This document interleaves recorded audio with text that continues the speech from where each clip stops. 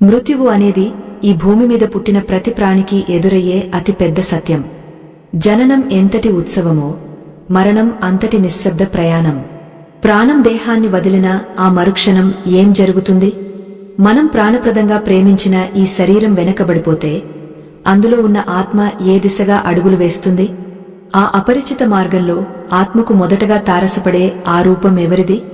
గరుడ పురాణంలోని లోతైన రహస్యాలను, జీవుడి అంతిమ ప్రయాణ విశేషాలను తెలుసుకోవాలని ఉందా? అయితే ఆధ్యాత్మిక ప్రయాణంలోకి మీకు స్వాగతం. ఒక ముఖ్య గమనిక: పరమ పవిత్రమైన ఈ గరుడ పురాణ విషయాలు అత్యంత గంభీరమైనవి. వీటిని అర్థం చేసుకోవడానికి ప్రశాంతమైన చిత్తం, నిలకడైన మనసు అవసరం. అంతటి ఓపిక లేనివారు, కేవలం వినోదం కోసం చూసేవారు ఈ ప్రయాణం నుండి ఇప్పుడే తప్పుకోవచ్చు. ఇది కేవలం వినికిడి కాదు, రేపు మనం వెళ్లబోయే దారికి ఒక దిక్సూచి వంటిది. సంసిద్ధులైన వారు మాత్రమే ఈ అద్భుత జ్ఞాన ప్రవాహంలో ముందుకు సాగండి. జీవుడు తన అంతిమ శ్వాసను వదిలే సమయంలో శరీరం లోపల ఒక వింతైన సంచలనం మొదలవుతుంది.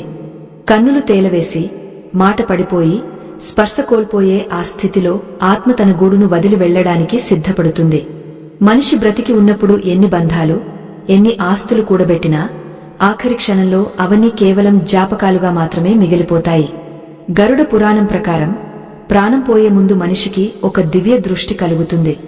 ఆ క్షణంలో తన జీవిత కాలంలో చేసిన పుణ్యపాపాలు అన్నీ ఒక చలనచిత్రంలా కళ్ల ముందు కదలాడుతుంటాయి. శరీరం నుండి ఆత్మ వేరుపడటం అనేది ఒకేసారి జరగదు. ప్రాణవాయువు నాభి నుండి మొదలై హృదయం మీదుగా కంఠ్యానికి చేరుకుని ఆపై బ్రహ్మరంధ్రం ద్వారా లేదా ఇతర నవద్వారాల ద్వారా బయటకు వస్తుంది. ఆత్మ దేహాన్ని వదిలిన వెంటనే అది శూన్యంలోకి వెళ్లదు. తాను ఇంతకాలం నివసించిన దేహం పక్కనే అది నిలబడి ఉంటుంది. ఆ సమయంలో ఆత్మకు తన చుట్టూ ఉన్నవారు ఏడుస్తున్నది, మాట్లాడుతున్నది అన్నీ స్పష్టంగా వినిపిస్తాయి. కాని ఆ ఆత్మ ఏమీ మాట్లాడలేదు, ఎవరినీ తాకలేదు. అప్పుడే ఆత్మకు ఒక వింత అనుభవం ఎదురవుతుంది. తన దేహం మంచం మీద అచేతనంగా పడి ఉండటం చూసి అది దిగ్భ్రాంతి చెందుతుంది. ఆ గదిలోనే తన పితృదేవతలు లేదా చనిపోయిన తన పూర్వీకులు సూక్ష్మ రూపంలో ఉండటాన్ని ఆత్మ గమనిస్తుంది. అవును, ఆత్మ మొదటగా కలుసుకునేది తన వంశానికి చెందిన పితృదేవతలను. వారు ఆ కొత్తగా వచ్చిన ఆత్మకు ధైర్యం చెప్పడానికి, రాబోయే ప్రయాణం గురించి సూచనలు ఇవ్వడానికి అక్కడ వేచి ఉంటారు. ఆత్మకు తన దేహం మీద ఉన్న మమకారం అంత త్వరగా వదలదు. మళ్లీ ఆ శరీరంలోకి ప్రవేశించాలని అది తీవ్రంగా ప్రయత్నిస్తుంది. కాని ప్రకృతి నియమం ప్రకారం ఆ ద్వారాలు మూసుకుపోతాయి. ఆ సమయంలోనే యమదూతలు అక్కడికి చేరుకుంటారు. యమదూతలు చూడటానికి భయంకరంగా ఉంటారా లేదా సౌమ్యంగా ఉంటారా అనేది ఆ జీవుడు చేసిన కర్మల మీద ఆధారపడి ఉంటుంది. పాపాత్ములకు వారు భీతిగొల్పే రూపంలో కనిపిస్తే, పుణ్యాత్ములకు విష్ణు దూతలుగా శాంత మూర్తులుగా దర్శనమిస్తారు. కాని ఇక్కడ ఒక రహస్యముంది. యమదూతలు వెంటనే ఆత్మను తీసుకెళ్లరు. ఆత్మ తన కుటుంబ సభ్యులకు తన ఆఖరి కోరికను చెప్పాలని తపిస్తుంది. నోటితో చెప్పలేని ఆ మాటను అది ఒక సంకేతం ద్వారా లేదా ఒక భావన ద్వారా తన అత్యంత సన్నిహితుడి మనసులోకి పంపడానికి ప్రయత్నిస్తుంది. ఎవరైతే ఆ సమయంలో ప్రశాంతంగా, భక్తితో ఉంటారో వారికి మాత్రమే ఆత్మ చెప్పే విషయం అర్థమవుతుంది. అందుకే మరణ సమయం దగ్గర పడినప్పుడు ఇంట్లో గొడవలు, పెద్దగా ఏడుపులు ఉండకూడదని పెద్దలు చెబుతుంటారు. ఆత్మ తన ఇంటి చుట్టూ, తన వారి చుట్టూ తిరుగుతూ మమకారంతో అల్లాడుతుంటుంది. తాను దాచుకున్న ధనం గురించి, పూర్తి చేయని పనుల గురించి అది ఆందోళన చెందుతుంది. కాని కాలం వేగంగా కదులుతుంది. పితృదేవతలు ఆత్మను హెచ్చరిస్తూ మాయను వీడి ముందుకు సాగమని సూచిస్తారు. గరుడ పురాణంలో చెప్పబడినట్లుగా ఈ మొదటి కలయిక ఆత్మకు తర్వాతి లోకాలకు వెళ్లడానికి అవసరమైన ధైర్యాన్ని ఇస్తుంది. మరణించిన వ్యక్తి ఆత్మ తన కుటుంబ సభ్యుల నుండి ఆ సమయంలో ఏం కోరుకుంటుందో తెలుసా? కేవలం వారి కన్నీళ్లు కాదు, తన తదుపరి ప్రయాణానికి అవసరమైన పుణ్య ఫలాన్ని కోరుకుంటుంది. మనం చేసే దాన ధర్మాలు, ఇచ్చే పిండ ప్రదానాలు ఆత్మకు మార్గమధ్యంలో ఆహారంగా, శక్తిగా మారుతాయి. అందుకే అంత్యక్రియలు నిర్వహించేవారు అత్యంత శ్రద్ధతో, నియమనిష్కలతో ఆ కార్యక్రమాలను పూర్తి చేయాలి. లేదంటే ఆత్మ క్షుద్బాధతో, దాహంతో అలమటిస్తూ ప్రేత రూపంలోనే ఉండిపోతుంది. ఆత్మ తన ప్రయాణాన్ని మొదలుపెట్టే ముందు తన దేహానికి జరిగే సంస్కారాలను పైనుండి చూస్తుంది. అగ్నిదేవుడు ఆ శరీరాన్ని దహనం చేస్తున్నప్పుడు ఆత్మకు ఒక వింతైన విముక్తి కలుగుతుంది. పంచభూతాలతో తయారైన శరీరం తిరిగా పంచభూతాల్లో కలిసిపోవడాన్ని చూసిన తర్వాతే ఆత్మకు తన అస్తిత్వం మీద స్పష్టత వస్తుంది. అంతవరకు అది ఒక భ్రమలో, మమకారంలో చిక్కుకుని ఉంటుంది. ఈ స్థితిలో ఉన్న ఆత్మకు యమదూతలు యమధర్మరాజు యొక్క వైభవాన్ని, నరకలోక శిక్షలను, స్వర్గలోక సుఖాలను వివరిస్తూ తీసుకువెళ్తారు. ఆ దారి ఎంతో కఠినంగా ఉంటుంది. అక్కడ ఎండ ఉండదు, నీడ ఉండదు, దాహం తీర్చుకోవడానికి నీరు దొరకదు. కేవలం మనం చేసిన సత్కర్మలు మాత్రమే మనకు నీడలా తోడుగా వస్తాయి. ఈ రహస్యాలని గరుడ పురాణంలో సాక్షాత్తు శ్రీమహావిష్ణువు గరుత్మంతుడికి వివరించాడు. జీవుడు చనిపోయిన తర్వాత మొదటి 24 గంటలు అత్యంత కీలకమైనవి. ఆ సమయంలోనే ఆత్మ తన పూర్వీకులను కలవడం, యమదూతల రాక, భూలోక బంధాలతో తెగతెంపులు చేసుకోవడం వంటివి జరుగుతాయి. ఆ తర్వాతే అది వైతరణి నది వైపు తన సుదీర్ఘ ప్రయాణాన్ని ప్రారంభిస్తుంది. ఈ ప్రయాణంలో ఆత్మ ఎదుర్కొనే సవాళ్లు ఏమిటి? ఆ వైతరణి నదిని ఎలా దాటుతుంది? దారిలో దొరికే పిండ ప్రదానాలు ఆత్మకు ఎలా అందుతాయి? మనం చేసే ప్రతి పని, మాట్లాడే ప్రతి మాట మన మరణానంతర ప్రయాణాన్ని శాసిస్తుంది. అందుకే ధర్మబద్ధమైన జీవితం గడపడం ఎంతో ముఖ్యం. ఆత్మకు మార్గంలో ఎదురయ్యే ఆ వింత లోకాలు, అక్కడ ఉండే రకరకాల జీవులు, యమలోక ద్వారాలు ఇవన్నీ వింటుంటేనే ఒళ్ళు గగుర్పొడుస్తుంది. కాని ఇది మనం తెలుసుకోవాల్సిన వాస్తవం. మరణం పట్ల భయం పోవాలన్నా, జీవితం పట్ల గౌరవం పెరగాలన్నా ఈ పురాణ రహస్యాలను క్షుణ్ణంగా అవగాహన చేసుకోవాలి. శరీరాన్ని కాల్చివేసిన తర్వాత ఆత్మకు ఒక రకమైన శూన్యత ఆవరిస్తుంది. అప్పుడు అది మళ్లీ తన ఇంటికి తిరిగి వస్తుంది. తన కోసం పెట్టిన ఆహారాన్ని భుజించడానికి ప్రయత్నిస్తుంది. అందుకే 10 రోజుల పాటు చేసే కర్మలు ఆత్మకు సూక్ష్మ శరీరాన్ని ఇస్తాయి. ఆ సూక్ష్మ శరీరంతోనే ఆత్మ యమపురికి ప్రయాణం అవుతుంది. ఈ ప్రయాణంలో ఆత్మకు తోడుగా ఉండేది ఎవరు? ఆ దారిలో కనిపించే 12 నగరాల విశేషాలు ఏమిటి? సమయం గడుస్తున్న కొద్దీ ఆత్మకు తన మునుపటి జన్మల జ్ఞాపకాలు కూడా గుర్తుకు వస్తాయి. తాను ఎందుకు ఈ భూమి మీదకు వచ్చానో, ఏం సాధించానో, ఏం కోల్పోయానో అని అది పశ్చాత్తాపం చెందుతుంది. కాని అప్పటికే సమయం మించిపోతుంది. అందుకే బ్రతికి ఉన్నప్పుడే పుణ్యకార్యాలు చేయాలని, భగవంతుడిని స్మరించాలని గరుడ పురాణం పదే పదే హెచ్చరిస్తుంది. ఆత్మ తన ఆఖరి కోరికను ఎవరికి చెబుతుంది అన్నది కూడా ఒక పెద్ద రహస్యం. ఆ కోరిక నెరవేరకపోతే ఆత్మకు సద్గతి లభించదు. అందుకే మరణించిన వారి ఆఖరి చూపులో లేదా వారి ముఖ కవళికలలో ఉండే మార్పులను గమనించి వారి మనసులో ఏముందో తెలుసుకోవడానికి ప్రయత్నించాలి. ఆత్మ చెప్పే ఆఖరి మాట తన సంతానం క్షేమం గురించి కావచ్చు, లేదా తాను చేయలేకపోయిన ఏదైనా దైవ కార్యం గురించి కావచ్చు. ఆ కోరికను తీర్చడం ఆ కుటుంబ సభ్యుల కనీస బాధ్యత. ముందుకు సాగే కొద్దీ ఈ ప్రయాణం ఇంకా ఎన్నో మలుపులు తిరుగుతుంది. ఆత్మ తన పాప పుణ్యాల లెక్కలను చిత్రగుప్తుడి ముందు ఎలా సమర్పించుకుంటుంది? యమధర్మరాజు ఇచ్చే తీర్పు ఎలా ఉంటుంది? ఈ విషయాలన్నీ తెలుసుకుంటే మన జీవితం పట్ల మనకు ఒక స్పష్టమైన అవగాహన వస్తుంది. ఈ ఆధ్యాత్మిక రహస్యాల సాగరం ఎంతో లోతైనది.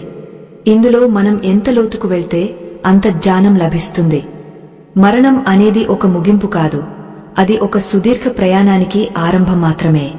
దేహాన్ని వదిలిన ఆత్మ అప్పటివరకు తను అనుభవించిన సుఖదుఃఖాలను, మోహబంధాలను వెనక్కి వదిలి ఒక అపరిచిత మార్గంలో అడుగులు వేస్తుంది. ఈ ప్రయాణం ఎటు సాగుతుంది?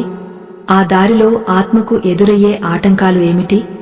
గరుడ పురాణంలో పరమాత్మ వివరించిన ఈ సత్యాలు వింటుంటే మనిషి తన జీవితాన్ని ఎంత జాగ్రత్తగా గడపాలో అర్థమవుతుంది.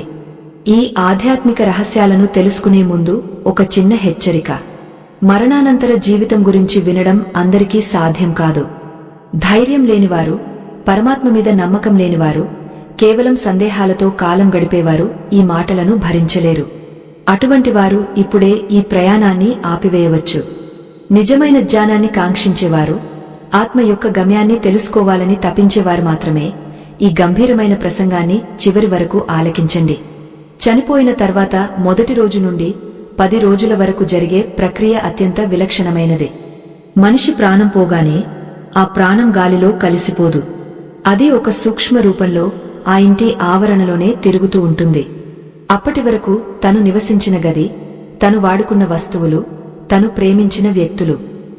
ఇవన్నీ చూస్తూ ఆత్మ ఎంతో వేదనకు గురవుతుంది.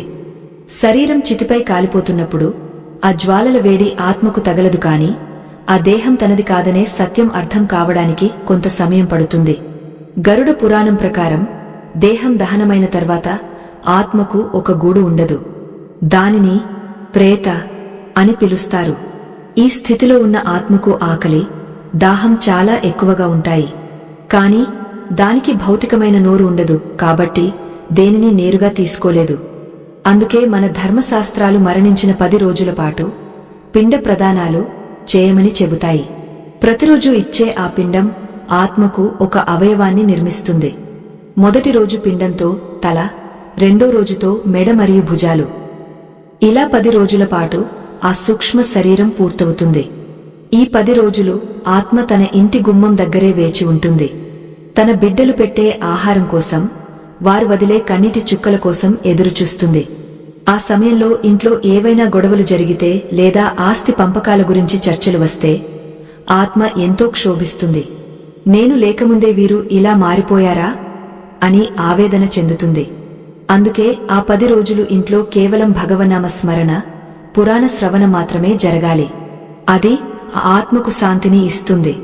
11వ మరియు 12వ రోజులు ఆత్మకు అత్యంత కీలకమైనవి.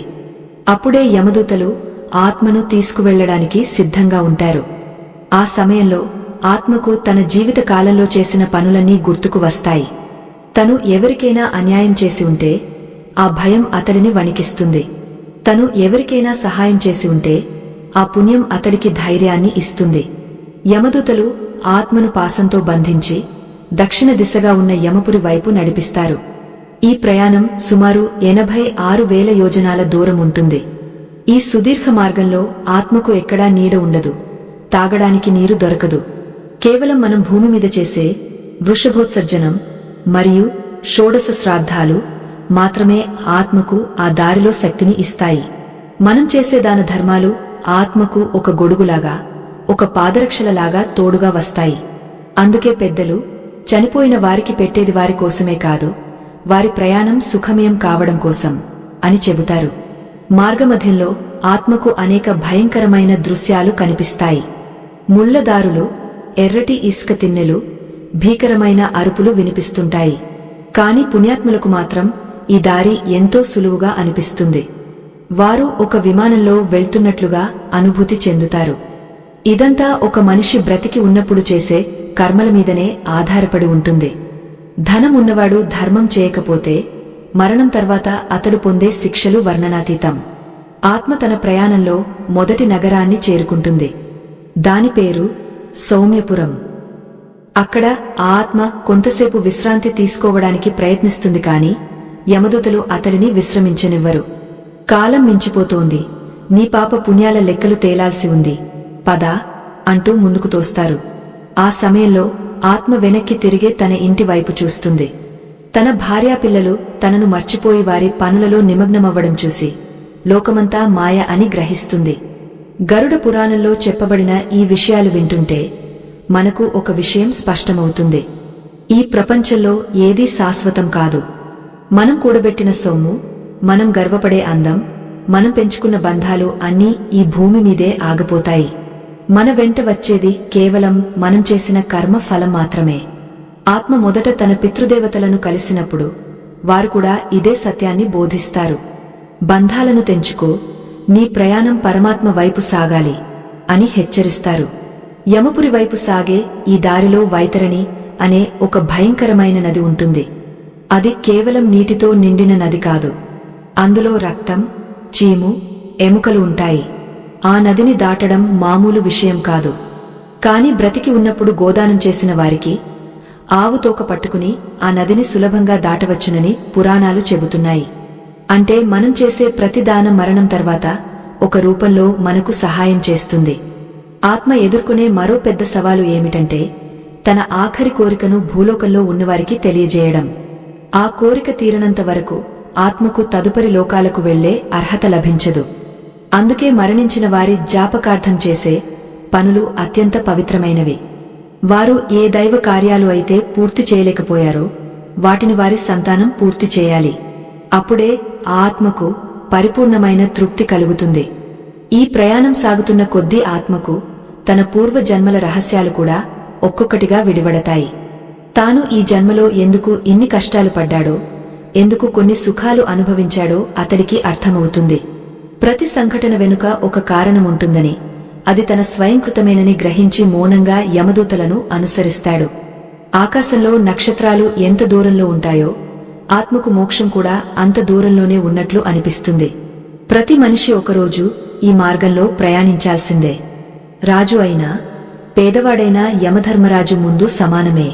అక్కడ సిఫార్సులు ఉండవు, లంచాలు చెల్లవు. కేవలం సత్యం మరియు ధర్మం మాత్రమే సాక్ష్యంగా నిలుస్తాయి. ఆ భయంకరమైన యమసభను చేరుకోవడానికి ముందు ఆత్మ పడే వేదన, అది చూసే వింతలోకాలు ఇంకా ఎన్నో ఉన్నాయి. ఆ రహస్యాలన్నీ తెలుసుకుంటే మన మనసు నిర్మలమవుతుంది. మరణం గురించి తెలుసుకోవడం అంటే భయపడటం కాదు, జీవితం పట్ల అవగాహన పెంచుకోవడం. ఈ క్షణం మనం చేస్తున్న ప్రతి పని మన అంతిమ ప్రయాణానికి పునాది వేస్తోంది. ఆత్మ తన ప్రయాణంలో ఎదుర్కొనే తదుపరి ఘట్టాలు ఏమిటి? యమపురిలో చిత్రగుప్తుడు ఆత్మను ఎలా పలకరిస్తాడు? ఆ వైతరణి నది ఒడ్డున ఆత్మ పడే ఆర్తనాదాలు ఎలాంటివి? ఈ ప్రయాణం ఇంకా ఎంతో గంభీరంగా సాగనుంది. మరణానంతర ప్రయాణంలో ఆత్మ ఎదుర్కొనే అనుభవాలు కేవలం ఊహలు కావు, అవి గరుడ పురాణంలో సాక్షాత్తు పరమాత్మ వివరించిన పరమ సత్యాలు. ప్రాణం పోయిన మొదటి కొద్ది రోజులు ఆత్మకు తన అస్తిత్వం మీద పూర్తి స్పష్టత ఉండదు. తాను ఇంకా ఆ ఇంట్లోనే ఉన్నానని, తనవారు తనను ఎందుకు పట్టించుకోవడం లేదని అది ఆవేదన చెందుతుంది. ఈ ప్రయాణం కేవలం భౌతికమైనది కాదు, అది మానసికమైనది మరియు కర్మ ఫలాలకు సంబంధించినది. ఈ నిగుజ్జ రహస్యాలను వినేటప్పుడు మనసును నిలకడగా ఉంచుకోండి. బలహీన మనస్కులు, ఆధ్యాత్మిక చింతన లేనివారు ఇక్కడితోనే ఆగిపోవడం శ్రేయస్కరం. ఎందుకంటే ఈ ప్రయాణం అత్యంత భీకరంగా, గంభీరంగా సాగబోతోంది. 11వ రోజున ఆత్మకు ఒక అద్భుతమైన మార్పు సంభవిస్తుంది. 10 రోజుల పాటు మనం సమర్పించిన పిండాల ద్వారా ఏర్పడిన ఆ సూక్ష్మ శరీరం ఇప్పుడు పూర్తి రూపాన్ని సంతరించుకుంటుంది. దీనినే ఆతివాహిక శరీరం అని కూడా అంటారు. ఈ శరీరంతోనే ఆత్మ తన సుదీర్ఘమైన యమపురి యాత్రను ప్రారంభిస్తుంది. యమదూతలు ఆత్మను పాశాలతో బంధించి కఠినమైన మార్గంలో ఈడ్చుకుపోతుంటారు. ఆ దారిలో ఎక్కడా పచ్చని చెట్టుగాని, చల్లని గాలిగాని తగలదు. కేవలం ఎర్రటి నిప్పులు కురిసే ఎండ, కాళ్లను కోసేసే రాళ్లు మాత్రమే ఉంటాయి. ఆత్మ తన ప్రయాణంలో మొదటగా యమ్యపురం అనే నగరానికి చేరుకుంటుంది. ఈ నగరానికి వెళ్లే దారిలో ఆత్మకు ఒక వింతైన దృశ్యం కనిపిస్తుంది. అక్కడ పుష్పభద్ర అనే నది ప్రవహిస్తూ ఉంటుంది. ఆ నది ఒడ్డున ఒక పెద్ద మర్రి చెట్టు ఉంటుంది. ఆ చెట్టు కింద ఆత్మ విశ్రాంతి తీసుకోవాలని కోరుకుంటుంది. కాని యమదూతలు అనుమతించరు. ఓ జీవుడా, నీవు భూమి మీద ఉన్నప్పుడు చేసిన పుణ్యమే ఇప్పుడు నీకు నీడను ఇవ్వాలి. నీవు ఏ రోజు ఒకరికి నీడను ఇవ్వలేదు కదా, ఇప్పుడు ఈ నీడ నీకెలా దక్కుతుంది అని వారు నిలదీస్తారు. ఆ మాటలకు ఆత్మ మౌనంగా ఏడుస్తూ ముందుకు సాగుతుంది. ఈ యమ్యపురంలో ఆత్మకు తన పూర్వీకులు మళ్లీ కనిపిస్తారు. వారు కూడా తమ పాప పుణ్యాల లెక్కల కోసం అక్కడ వేచి ఉంటారు. అక్కడ ఆత్మకు తన తదుపరి ప్రయాణం పట్ల ఒక భయం ఆవహిస్తుంది. ఎందుకంటే ఆ నగరం నుండి ముందుకు వెళ్లే కొద్ది మార్గం ఇంకా కఠినంగా మారుతుంది. యమదూతలు ఆత్మను సౌరిపురం వైపు నడిపిస్తారు. ఈ సౌరిపురానికి వెళ్లే దారిలో ఆత్మకు అత్యంత భయంకరమైన ఆకలి వేస్తుంది. తన ఇంటివారు చేసే మాసికం అంటే నెల నెలా చేసే కర్మలు ఆత్మకు అక్కడ ఆహారంగా అందుతాయి. ఆ కర్మలు సక్రమంగా జరగకపోతే ఆత్మ అక్కడ ఆకలితో అలమటిస్తూ నేలమీద పడి దొర్లుతుంది. సౌరిపురం దాటిన తర్వాత గంధర్వపురం వస్తుంది. ఈ నగరంలో ఆత్మకు కొన్ని వింతైన శబ్దాలు వినిపిస్తాయి. తన బంధువులు తనను మర్చిపోయి నవ్వుకుంటూ శుభకార్యాల్లో పాల్గొంటున్న దృశ్యాలు ఆత్మకు అక్కడ కనిపిస్తాయి. నేను వెళ్లి కేవలం 2-3 నెలలు కూడా కాలేదు, అప్పుడే నన్ను మర్చిపోయారా అని ఆత్మ విలపిస్తుంది. మోహం అనేది ఎంతటి బలమైనదో ఆత్మకు అక్కడ అర్థమవుతుంది. ఈ ప్రపంచంలో ఏ బంధము శాశ్వతం కాదని, కేవలం పరమాత్మ నామ మాత్రమే తోడు వస్తుందని ఆత్మకు అప్పుడు జ్ఞానోదయం కలుగుతుంది. ఆ తర్వాత ఆత్మ శైలాగమం అనే నగరానికి చేరుకుంటుంది. ఇక్కడ ఆకాశం నుండి రాళ్ల వర్షం కురుస్తున్నట్లుగా ఉంటుంది. ఆ దెబ్బలకు తాళలేక ఆత్మ అల్లాడిపోతుంది. కాని ఎవరైతే బ్రతికి ఉన్నప్పుడు గొడుగును దానం చేస్తారో, ఎవరైతే పాదరక్షలను దానం చేస్తారో వారికి ఆ రాళ్ల వర్షం నుండి రక్షణ లభిస్తుంది. మనం చేసే ప్రతి చిన్న దానం మరణం తర్వాత ఒక గొప్ప కవచంలా మారుతుందని గరుడ పురాణం చెబుతోంది. ఈ విషయాలను వింటున్నప్పుడు మనకు ఆశ్చర్యం కలగవచ్చు. కాని ప్రకృతి నియమాలు అంతటి నిక్కచ్చిగా ఉంటాయి. ప్రయాణం ముందుకు సాగుతున్న కొద్దీ క్రోంచపురం అనే నగరం ఎదురవుతుంది. ఇక్కడ మార్గం ఎంతో ఇరుకుగా ఉంటుంది. సూది బెజ్జం అంతటి ద్వారం నుండి ఆత్మ వెళ్లాల్సి ఉంటుంది. జీవుడు చేసిన పాపాలు ఆత్మను అక్కడ అడ్డుకుంటాయి. ఆ నొప్పులు భరించలేక ఆత్మ ఆర్తనాదాలు చేస్తుంది. నన్ను రక్షించండి, నన్ను కాపాడండి అని అరుస్తుంది. కాని అక్కడ రక్షించడానికి ఎవరూ ఉండరు. కేవలం తాను చేసిన ధర్మం మాత్రమే తనను ఆ కష్టం నుండి గట్టెక్కిస్తుంది. ప్రతి అడుగులోనూ ఆత్మ తన జీవితాన్ని గుర్తు చేసుకుంటూ పశ్చాత్తాపంతో కుమిలిపోతుంది. ముందుకు వెళ్లే కొద్దీ క్రూరపురం వస్తుంది. ఇక్కడ యమదూతలు అత్యంత భయంకరమైన రూపాల్లో కనిపిస్తారు. వారు ఆ ఆత్మను కొరడాలతో కొడుతూ యమపురి వైపు వేగంగా నడిపిస్తారు. అక్కడ ఆత్మకు తన ఆఖరి కోరిక మళ్లీ గుర్తుకు వస్తుంది. తాను భూలోకంలో ఉన్నప్పుడు తన సంతానానికి ఏదో చెప్పాలని అనుకుని చెప్పలేకపోయిన విషయం తనను బాధిస్తుంది. ఆ కోరికను తీర్చమని అది యమదూతలను ప్రార్థిస్తుంది.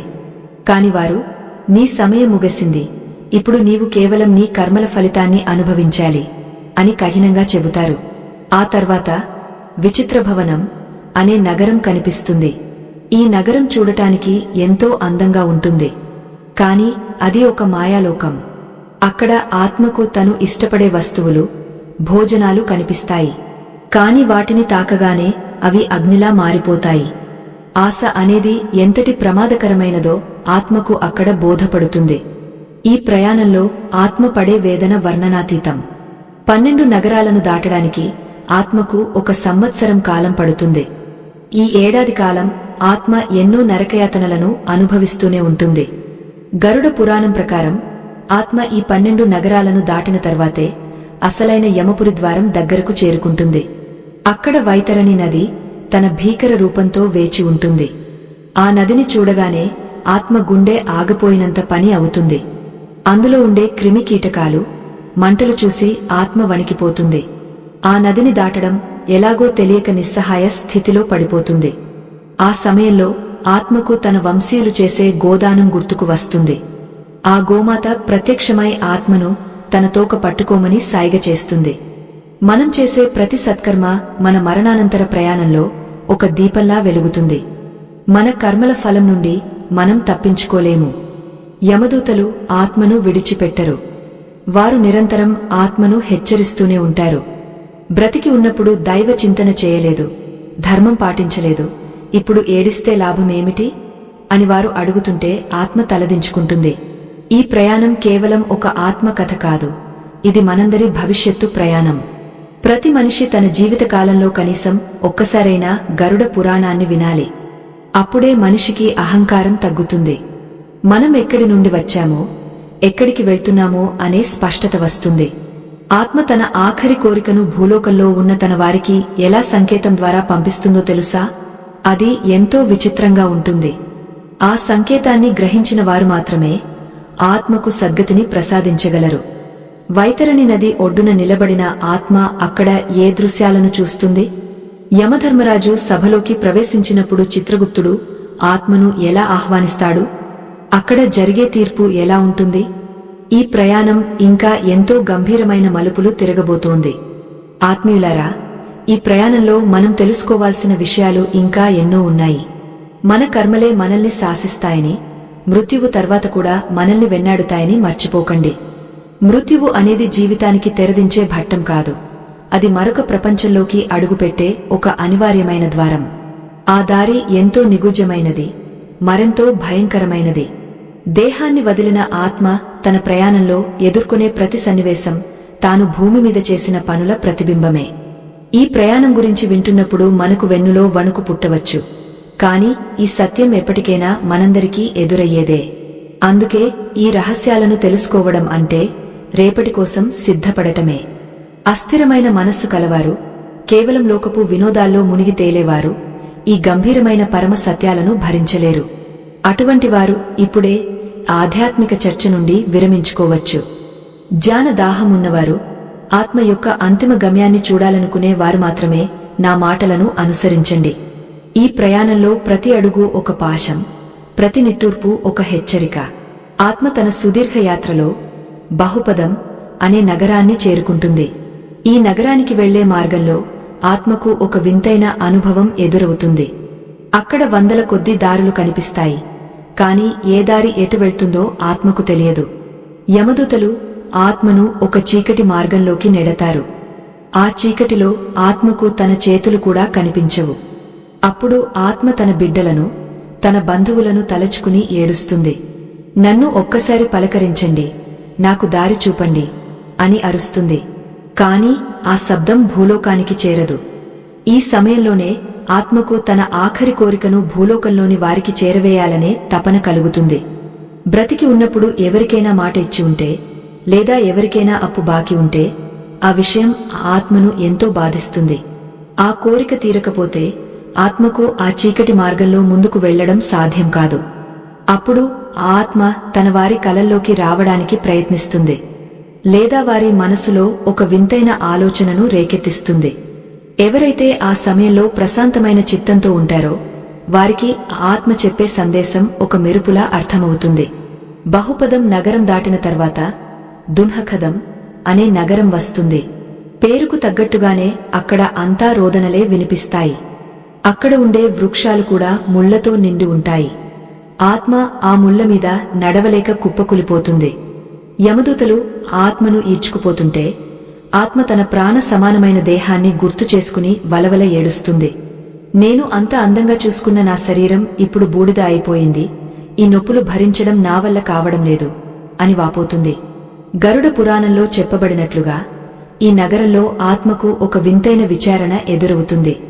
అక్కడ ఉండే కావలివారు ఆత్మను అడుగుతారు, ఓ జీవుడా, నీవు భూలోకంలో ఉన్నప్పుడు ఏ రోజైనా ఆకలితో ఉన్న వారికి అన్నం పెట్టావా? దాహంతో ఉన్న వారికి నీరు ఇచ్చావా? నీవు చేసిన ఆ కొద్దిపాటి పుణ్యం ఇప్పుడు నిన్ను ఈ ముళ్ల నుండి కాపాడుతుంది. అప్పుడు ఆత్మ తాను చేసిన పొరపాట్లను గుర్తు చేసుకుని పశ్చాత్తాపంతో కుమిలిపోతుంది. ఒక్క అన్నదానం కూడా తనను ఎంతగా కాపాడేదో ఆత్మకు అప్పుడు అర్థమవుతుంది. ఆ తర్వాత ఆత్మ తప్తభవనం అనే నగరానికి చేరుకుంటుంది. ఇక్కడ నేలంతా కాగపోతున్న రాగా రేకులా ఉంటుంది. ఆ వేడికి ఆత్మ అల్లాడిపోతుంది. కాని బ్రతికి ఉన్నప్పుడు ఎవరైతే దీపదానం చేస్తారో, ఎవరైతే దేవాలయాల్లో దీపాలు వెలిగస్తారో వారికి ఆ వేడి నుండి ఉపశమనం లభిస్తుంది.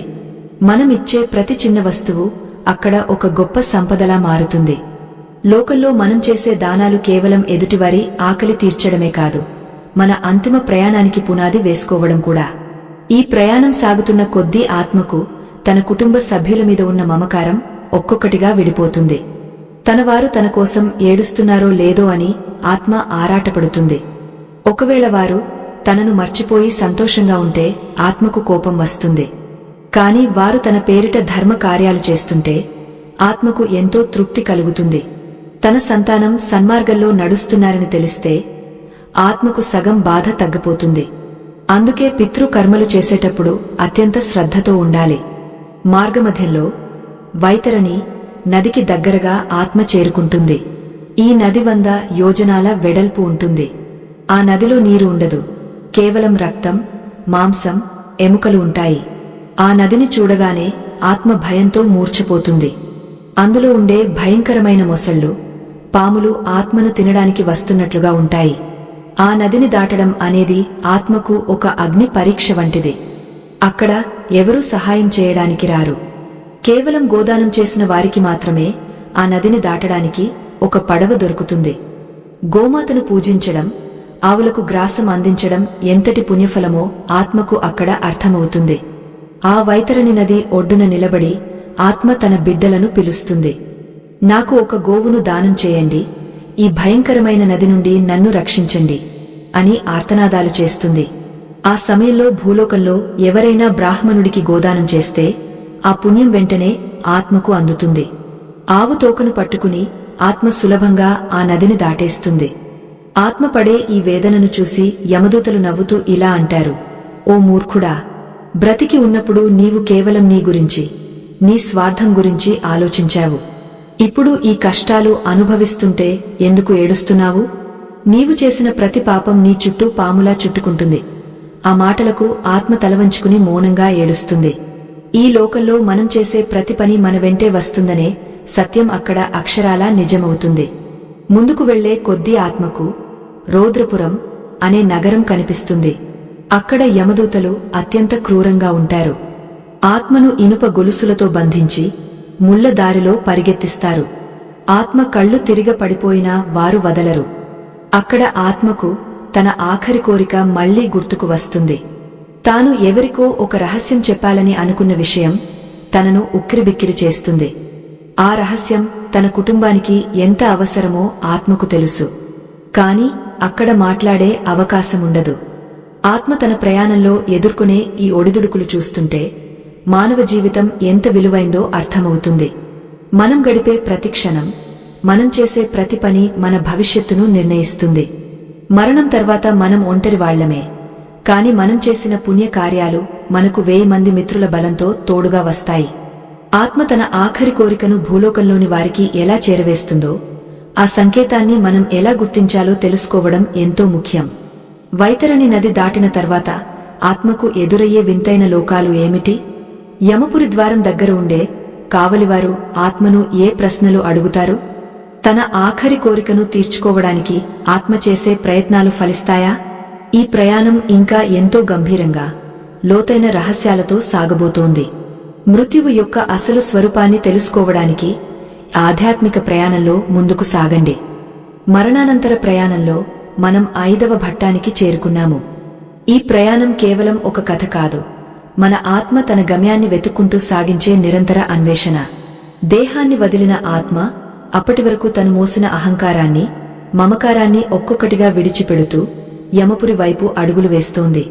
ఈ దారిలో ఆత్మ పొందే అనుభవాలు వింటుంటే జీవితమంటే కేవలం తినడం, పడుకోవడం మాత్రమే కాదని, అంతకు మించిన ఒక గొప్ప బాధ్యత ఉందని మనకు అర్థమవుతుంది. ఒక చిన్న హెచ్చరిక: ఈ దివ్యజ్ఞానాన్ని స్వీకరించే అర్హత లేనివారు, కేవలం లోకపు వినోదాలలో మునిగి తేలేవారు ఈ గంభీరమైన రహస్యాల నుండి ఇప్పుడే తప్పుకోవచ్చు. ఇది కేవలం మాటల ప్రవాహం కాదు, రేపు మనం వెళ్లబోయే దారిలో మనకు ఎదురయ్యే సత్యం. ఓపిక ఉన్నవారు, సత్యాన్వేషణ చేయాలనుకునేవారు మాత్రమే ఆధ్యాత్మిక ప్రయాణంలో ముందుకు సాగండి. ఆత్మ ఇప్పుడు పయోవర్షణ అనే నగరానికి చేరుకుంది. ఇక్కడ ఆకాశం నుండి నీరు కాదు, సలసల కాగే నూనె చుక్కలు వర్షంలా కురుస్తుంటాయి. ఆ వేడికి ఆత్మ విలవిలలాడిపోతుంది. కాని బ్రతికి ఉన్నప్పుడు ఎవరైతే గొడుగును దానం చేస్తారో, ఎవరైతే బాటసారులకు నీడను కల్పిస్తారో వారికి ఆ కాగే నూనె చుక్కల నుండి రక్షణ లభిస్తుంది. మనం చేసే ప్రతి చిన్న ధర్మం మరణానంతర మార్గంలో ఒక గొప్ప కవచంలా మారుతుందని గరుడ పురాణం పదే పదే నొక్కి చెబుతోంది. ఈ నగరంలో ఆత్మకు ఒక వింతైన దృశ్యం కనిపిస్తుంది. అక్కడ ఒక పెద్ద అద్దం ఉంటుంది. ఆ అద్దంలో ఆత్మకు తను భూలోకంలో చేసిన పనులన్నీ కనిపిస్తాయి. తాను ఎవరినైనా మోసం చేసి ఉంటే, ఎవరినైనా బాధించి ఉంటే ఆ దృశ్యాలు తనను చూసి వెక్కిరిస్తాయి. ఆ సమయంలో ఆత్మకు తన ఆఖరి కోరిక మళ్లీ గుర్తుకు వస్తుంది. తాను ఎవరికో ఒక క్షమాపణ చెప్పాలని అనుకున్న విషయం తనను వేధిస్తుంది. కాని ఇప్పుడు పశ్చాత్తాపపడినా లాభం లేదు. కాలం మించిపోయింది. ఆత్మీయులారా, ఆధ్యాత్మిక రహస్యాలను మీకు అందిస్తున్న ఈ సమయంలో ఒక ముఖ్యమైన విన్నపం. మన సనాతన ధర్మాన్ని, ఈ పురాణ విజ్ఞానాన్ని ప్రతి ఒక్కరికి చేరవేయడం మనందరి బాధ్యత. ఈ ధర్మ ప్రచారంలో మీరు కూడా భాగస్వాములు కావాలని మేము కోరుకుంటున్నాము. ఇక్కడ కనిపిస్తున్న ఈ స్కాన్ చిత్రం ద్వారా మీరు అందించే చిన్న సహాయం కూడా ఈ జ్ఞాన ప్రవాహాన్ని 10 మందికి చేరవేయడానికి ఎంతో ఉపయోగపడుతుంది. ఇది కేవలం ధనం కాదు, మీరు ధర్మానికి ఇచ్చే మద్దతు. మీ మనసులో కలిగే ఆ ప్రేరణే ఈ ఆత్మలకు శాంతిని చేకూర్చే ఒక గొప్ప పుణ్యకార్యం అవుతుంది. ప్రయాణం ముందుకు సాగుతున్న కొద్దీ ఆత్మకు వైతరణి నది యొక్క భీకర రూపం మరింత స్పష్టంగా కనిపిస్తుంది. ఆ నది ఒడ్డున ఆత్మ నిలబడి ఉన్నప్పుడు అక్కడ ఒక వింతైన వ్యక్తి కనిపిస్తాడు. అతడే ప్రేతపతి. ఆత్మ మొదటగా కలుసుకునే ముఖ్యమైన వ్యక్తుల్లో ఈయన ఒకరు. ఈయన ఆత్మను చూసి భీకరంగా నవ్వుతూ, ఓ జీవుడా, నీవు తీసుకువచ్చిన పుణ్యమేది? నీవు చేసిన దానాల లెక్కలేవి అని అడుగుతాడు. ఆ గంభీరమైన స్వరం వినగానే ఆత్మ వణికిపోతుంది. ఆ సమయంలో ఆత్మకు తన కుటుంబ సభ్యులు చేసే దాన ధర్మాలు గుర్తుకు వస్తాయి. వారు చేసే పిండ ప్రదానాలు, ఇచ్చే గోదానాలు ఆత్మకు అక్కడ బలాన్నిస్తాయి. ప్రేతపతికి ఆ పుణ్యఫలాన్ని చూపించినప్పుడే ఆత్మకు ముందుకు వెళ్లే అనుమతి లభిస్తుంది. అందుకే చనిపోయిన వారి పేరు మీద చేసే పనులు ఎంత ముఖ్యమో గరుడ పురాణం వివరిస్తుంది. మనం చేసే ప్రతి కార్యం ఆత్మకు యమపురిలో ఒక సాక్ష్యంలా నిలుస్తుంది. ముందుకు వెళ్లే కొద్దీ ఆత్మకు శీతప్రస్థం అనే నగరం ఎదురవుతుంది. అక్కడ చలి ఎంత తీవ్రంగా ఉంటుందంటే ఆత్మ గడ్డ కట్టుకుపోతుంది. కాని బ్రతికి ఉన్నప్పుడు ఎవరైతే పేదలకు వస్త్రాలను దానం చేస్తారో, ఎవరైతే చలిలో వణికిపోయేవారికి రక్షణ కల్పిస్తారో వారికి అక్కడ వెచ్చదనం లభిస్తుంది. ప్రకృతి ఎంతటి సమన్యాయం చేస్తుందో చూశారా? మనం ఎవరికైతే వెచ్చదనాన్ని ఇస్తామో అదే వెచ్చదనం మనకు మరణం తర్వాత రక్షణగా మారుతుంది. ఆత్మ తన ప్రయాణంలో ఎదుర్కొనే ఈ కష్టాలు చూస్తుంటే మానవ జన్మ ఎంతటి విలువైనదో అర్థమవుతుంది. మనం ప్రతిరోజు చేసే చిన్న చిన్న తప్పులు మరణానంతర మార్గంలో పెద్ద పెద్ద కొండలై మన ముందు నిలబడతాయి. అలాగే మనం చేసే చిన్న చిన్న మేళ్లు ఒక గొప్ప వంతెనే మనల్ని కష్టాల నుండి దాటిస్తాయి. ఆత్మ తన ఆఖరి కోరికను భూలోకంలో ఉన్న తన వారికి ఎలా తెలియజేస్తుందో ఆ రహస్యం ఈ ప్రయాణంలోనే నిగూఢంగా దాగి ఉంది. యమదూతలు ఆత్మను ముందుకు తోస్తూ, త్వరగా నడువు, చిత్రగుప్తుడు నీకోసం వేచి ఉన్నాడు, నీ జీవిత చరిత్ర అంతా ఆయన దగ్గర సిద్ధంగా ఉంది అని హెచ్చరిస్తారు. అప్పుడు ఆత్మకు తన పూర్వీకులు చేసిన హెచ్చరికలు గుర్తుకు వస్తాయి. ధర్మం తప్పవద్దు, సత్యం వదలవద్దు అని పెద్దలు చెప్పిన మాటలు అప్పుడు వేదమంత్రాలై ఆత్మను వెంటాడుతుంటాయి. కాని ఇప్పుడు చేయగలిగింది ఏమీ లేదు, కేవలం అనుభవించడం తప్ప. వైతరణి నది దగ్గర ఆత్మ ఎదుర్కొనే ఆఖరి పరీక్ష అత్యంత కఠినమైనదే. అక్కడ ఆత్మ తన మమకారాన్ని పూర్తిగా వదులుకోవాలి. తన బిడ్డలు, తన ఆస్తి, తన హోదా అన్నీ ఈ భూమికి సంబంధించినవని, తన అసలు ప్రయాణం పరమాత్మ వైపు అని గ్రహించాలి. ఆ గ్రహింపు ఎప్పుడు కలుగుతుందో అప్పుడే ఆత్మకు ఆ నదిని దాటడానికి అవసరమైన ధైర్యం లభిస్తుంది. ఆ నది మధ్యలో ఆత్మ చూసే దృశ్యాలు వర్ణనాతీతం. పితృదేవతలు ఆత్మను చూసి జాలిపడతారు. వారు తమ వంశం నుండి వచ్చిన ఆ కొత్త ఆత్మకు మార్గదర్శనం చేయడానికి ప్రయత్నిస్తారు. కాని యమదూతలు వారిని అడ్డుకుంటారు. ఈ ఆత్మ తన కర్మల ఫలితాన్ని అనుభవించాల్సిందే అని ఖచ్చితంగా చెబుతారు. అక్కడ సిఫార్సులకు తావులేదు, కేవలం సత్యం మాత్రమే పలకాలి. ఆత్మ తన తప్పులను ఒప్పుకున్నప్పుడు మాత్రమే శిక్షల తీవ్రత తగ్గుతుంది. ఈ ఆధ్యాత్మిక ప్రయాణంలో మనం తెలుసుకోవాల్సిన విషయాలు ఇంకా ఎన్నో ఉన్నాయి. ఆత్మ తన ఆఖరి కోరికను తీర్చుకోవడానికి ఏ మార్గాన్ని ఎంచుకుంటుంది? యమధర్మరాజు ముందు ఆత్మ నిలబడినప్పుడు జరిగే సంభాషణ ఏమిటి? ఈ రహస్యాలన్నీ తెలుసుకుంటే మన మనసులోని అశాంతి తొలగిపోయి జీవితం పట్ల ఒక స్పష్టత వస్తుంది. మరణం పట్ల భయం పోయి ధర్మం పట్ల గౌరవం పెరుగుతుంది. ముందుకు సాగే కొద్దీ ఈ ప్రయాణం ఇంకా ఎంతో గంభీరమైన మలుపులు తిరగబోతోంది. యమపురి ద్వారం దగ్గర ఉండే వింతైన జీవులు, అక్కడ వినిపించే ధర్మ ప్రసంగాలు, ఆత్మ పొందే శిక్షలు లేదా బహుమతులు, ఇవన్నీ వింటుంటేనే మనకు ఒక సరికొత్త లోకం కనిపిస్తుంది. ఆ లోకపు రహస్యాలను తెలుసుకోవడానికి మనం సిద్ధంగా ఉండాలి. మరణానంతర ప్రయాణంలో 6వ ఘట్టానికి చేరుకున్న ఆత్మకు ఈ ప్రపంచం యొక్క అసలు రంగురుచి ఒక్కొక్కటిగా బోధపడతాయి. తాను ఇన్నాళ్లు నాది అని మురిసిపోయిన సంపద, నావారు అని గర్వపడిన బంధువులు అందరూ కేవలం ఒక కాలక్షేపం మాత్రమేనని, తన వెంట వచ్చేది కేవలం తాను చేసిన పుణ్యపాపాలు మాత్రమేనని అర్థం చేసుకునే సమయమిది. ఈ మార్గం ఎంతో నిగూఢమైనది. ఇక్కడ వెలుగు ఉండదు, కేవలం మన అంతరాత్మ ప్రకాశం మాత్రమే మనకు దారి చూపిస్తుంది. ఒక హెచ్చరిక: ఈ గంభీరమైన రహస్యాలను వినడానికి గుండె నిబ్బరముండాలి. లోకపు వింతల్లో మునిగిపోయి శాశ్వత సత్యాన్ని తృణీకరించేవారు ఈ ప్రసంగాన్ని భరించలేరు. ఎవరికైతే తమ ఆత్మ గమ్యం పట్ల స్పష్టత కావాలో, ఎవరైతే ధర్మబద్ధమైన జీవితం గడపాలని కోరుకుంటారో వారు మాత్రమే ఈ ప్రయాణంలో ముందుకు సాగండి.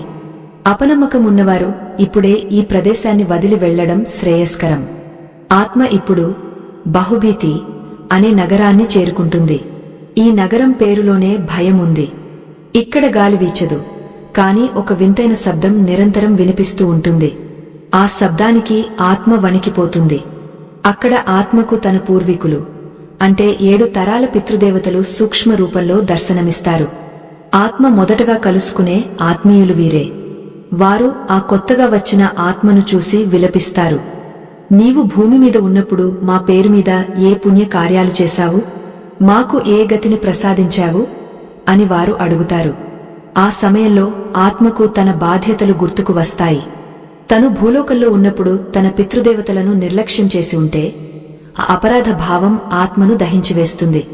కాని తన సంతానం సక్రమంగా తర్పణాలు, శ్రాద్ధ కర్మలు విధిగా నిర్వహిస్తుంటే ఆ పుణ్యఫలం చూసి పితృదేవతలు ఆనందిస్తారు.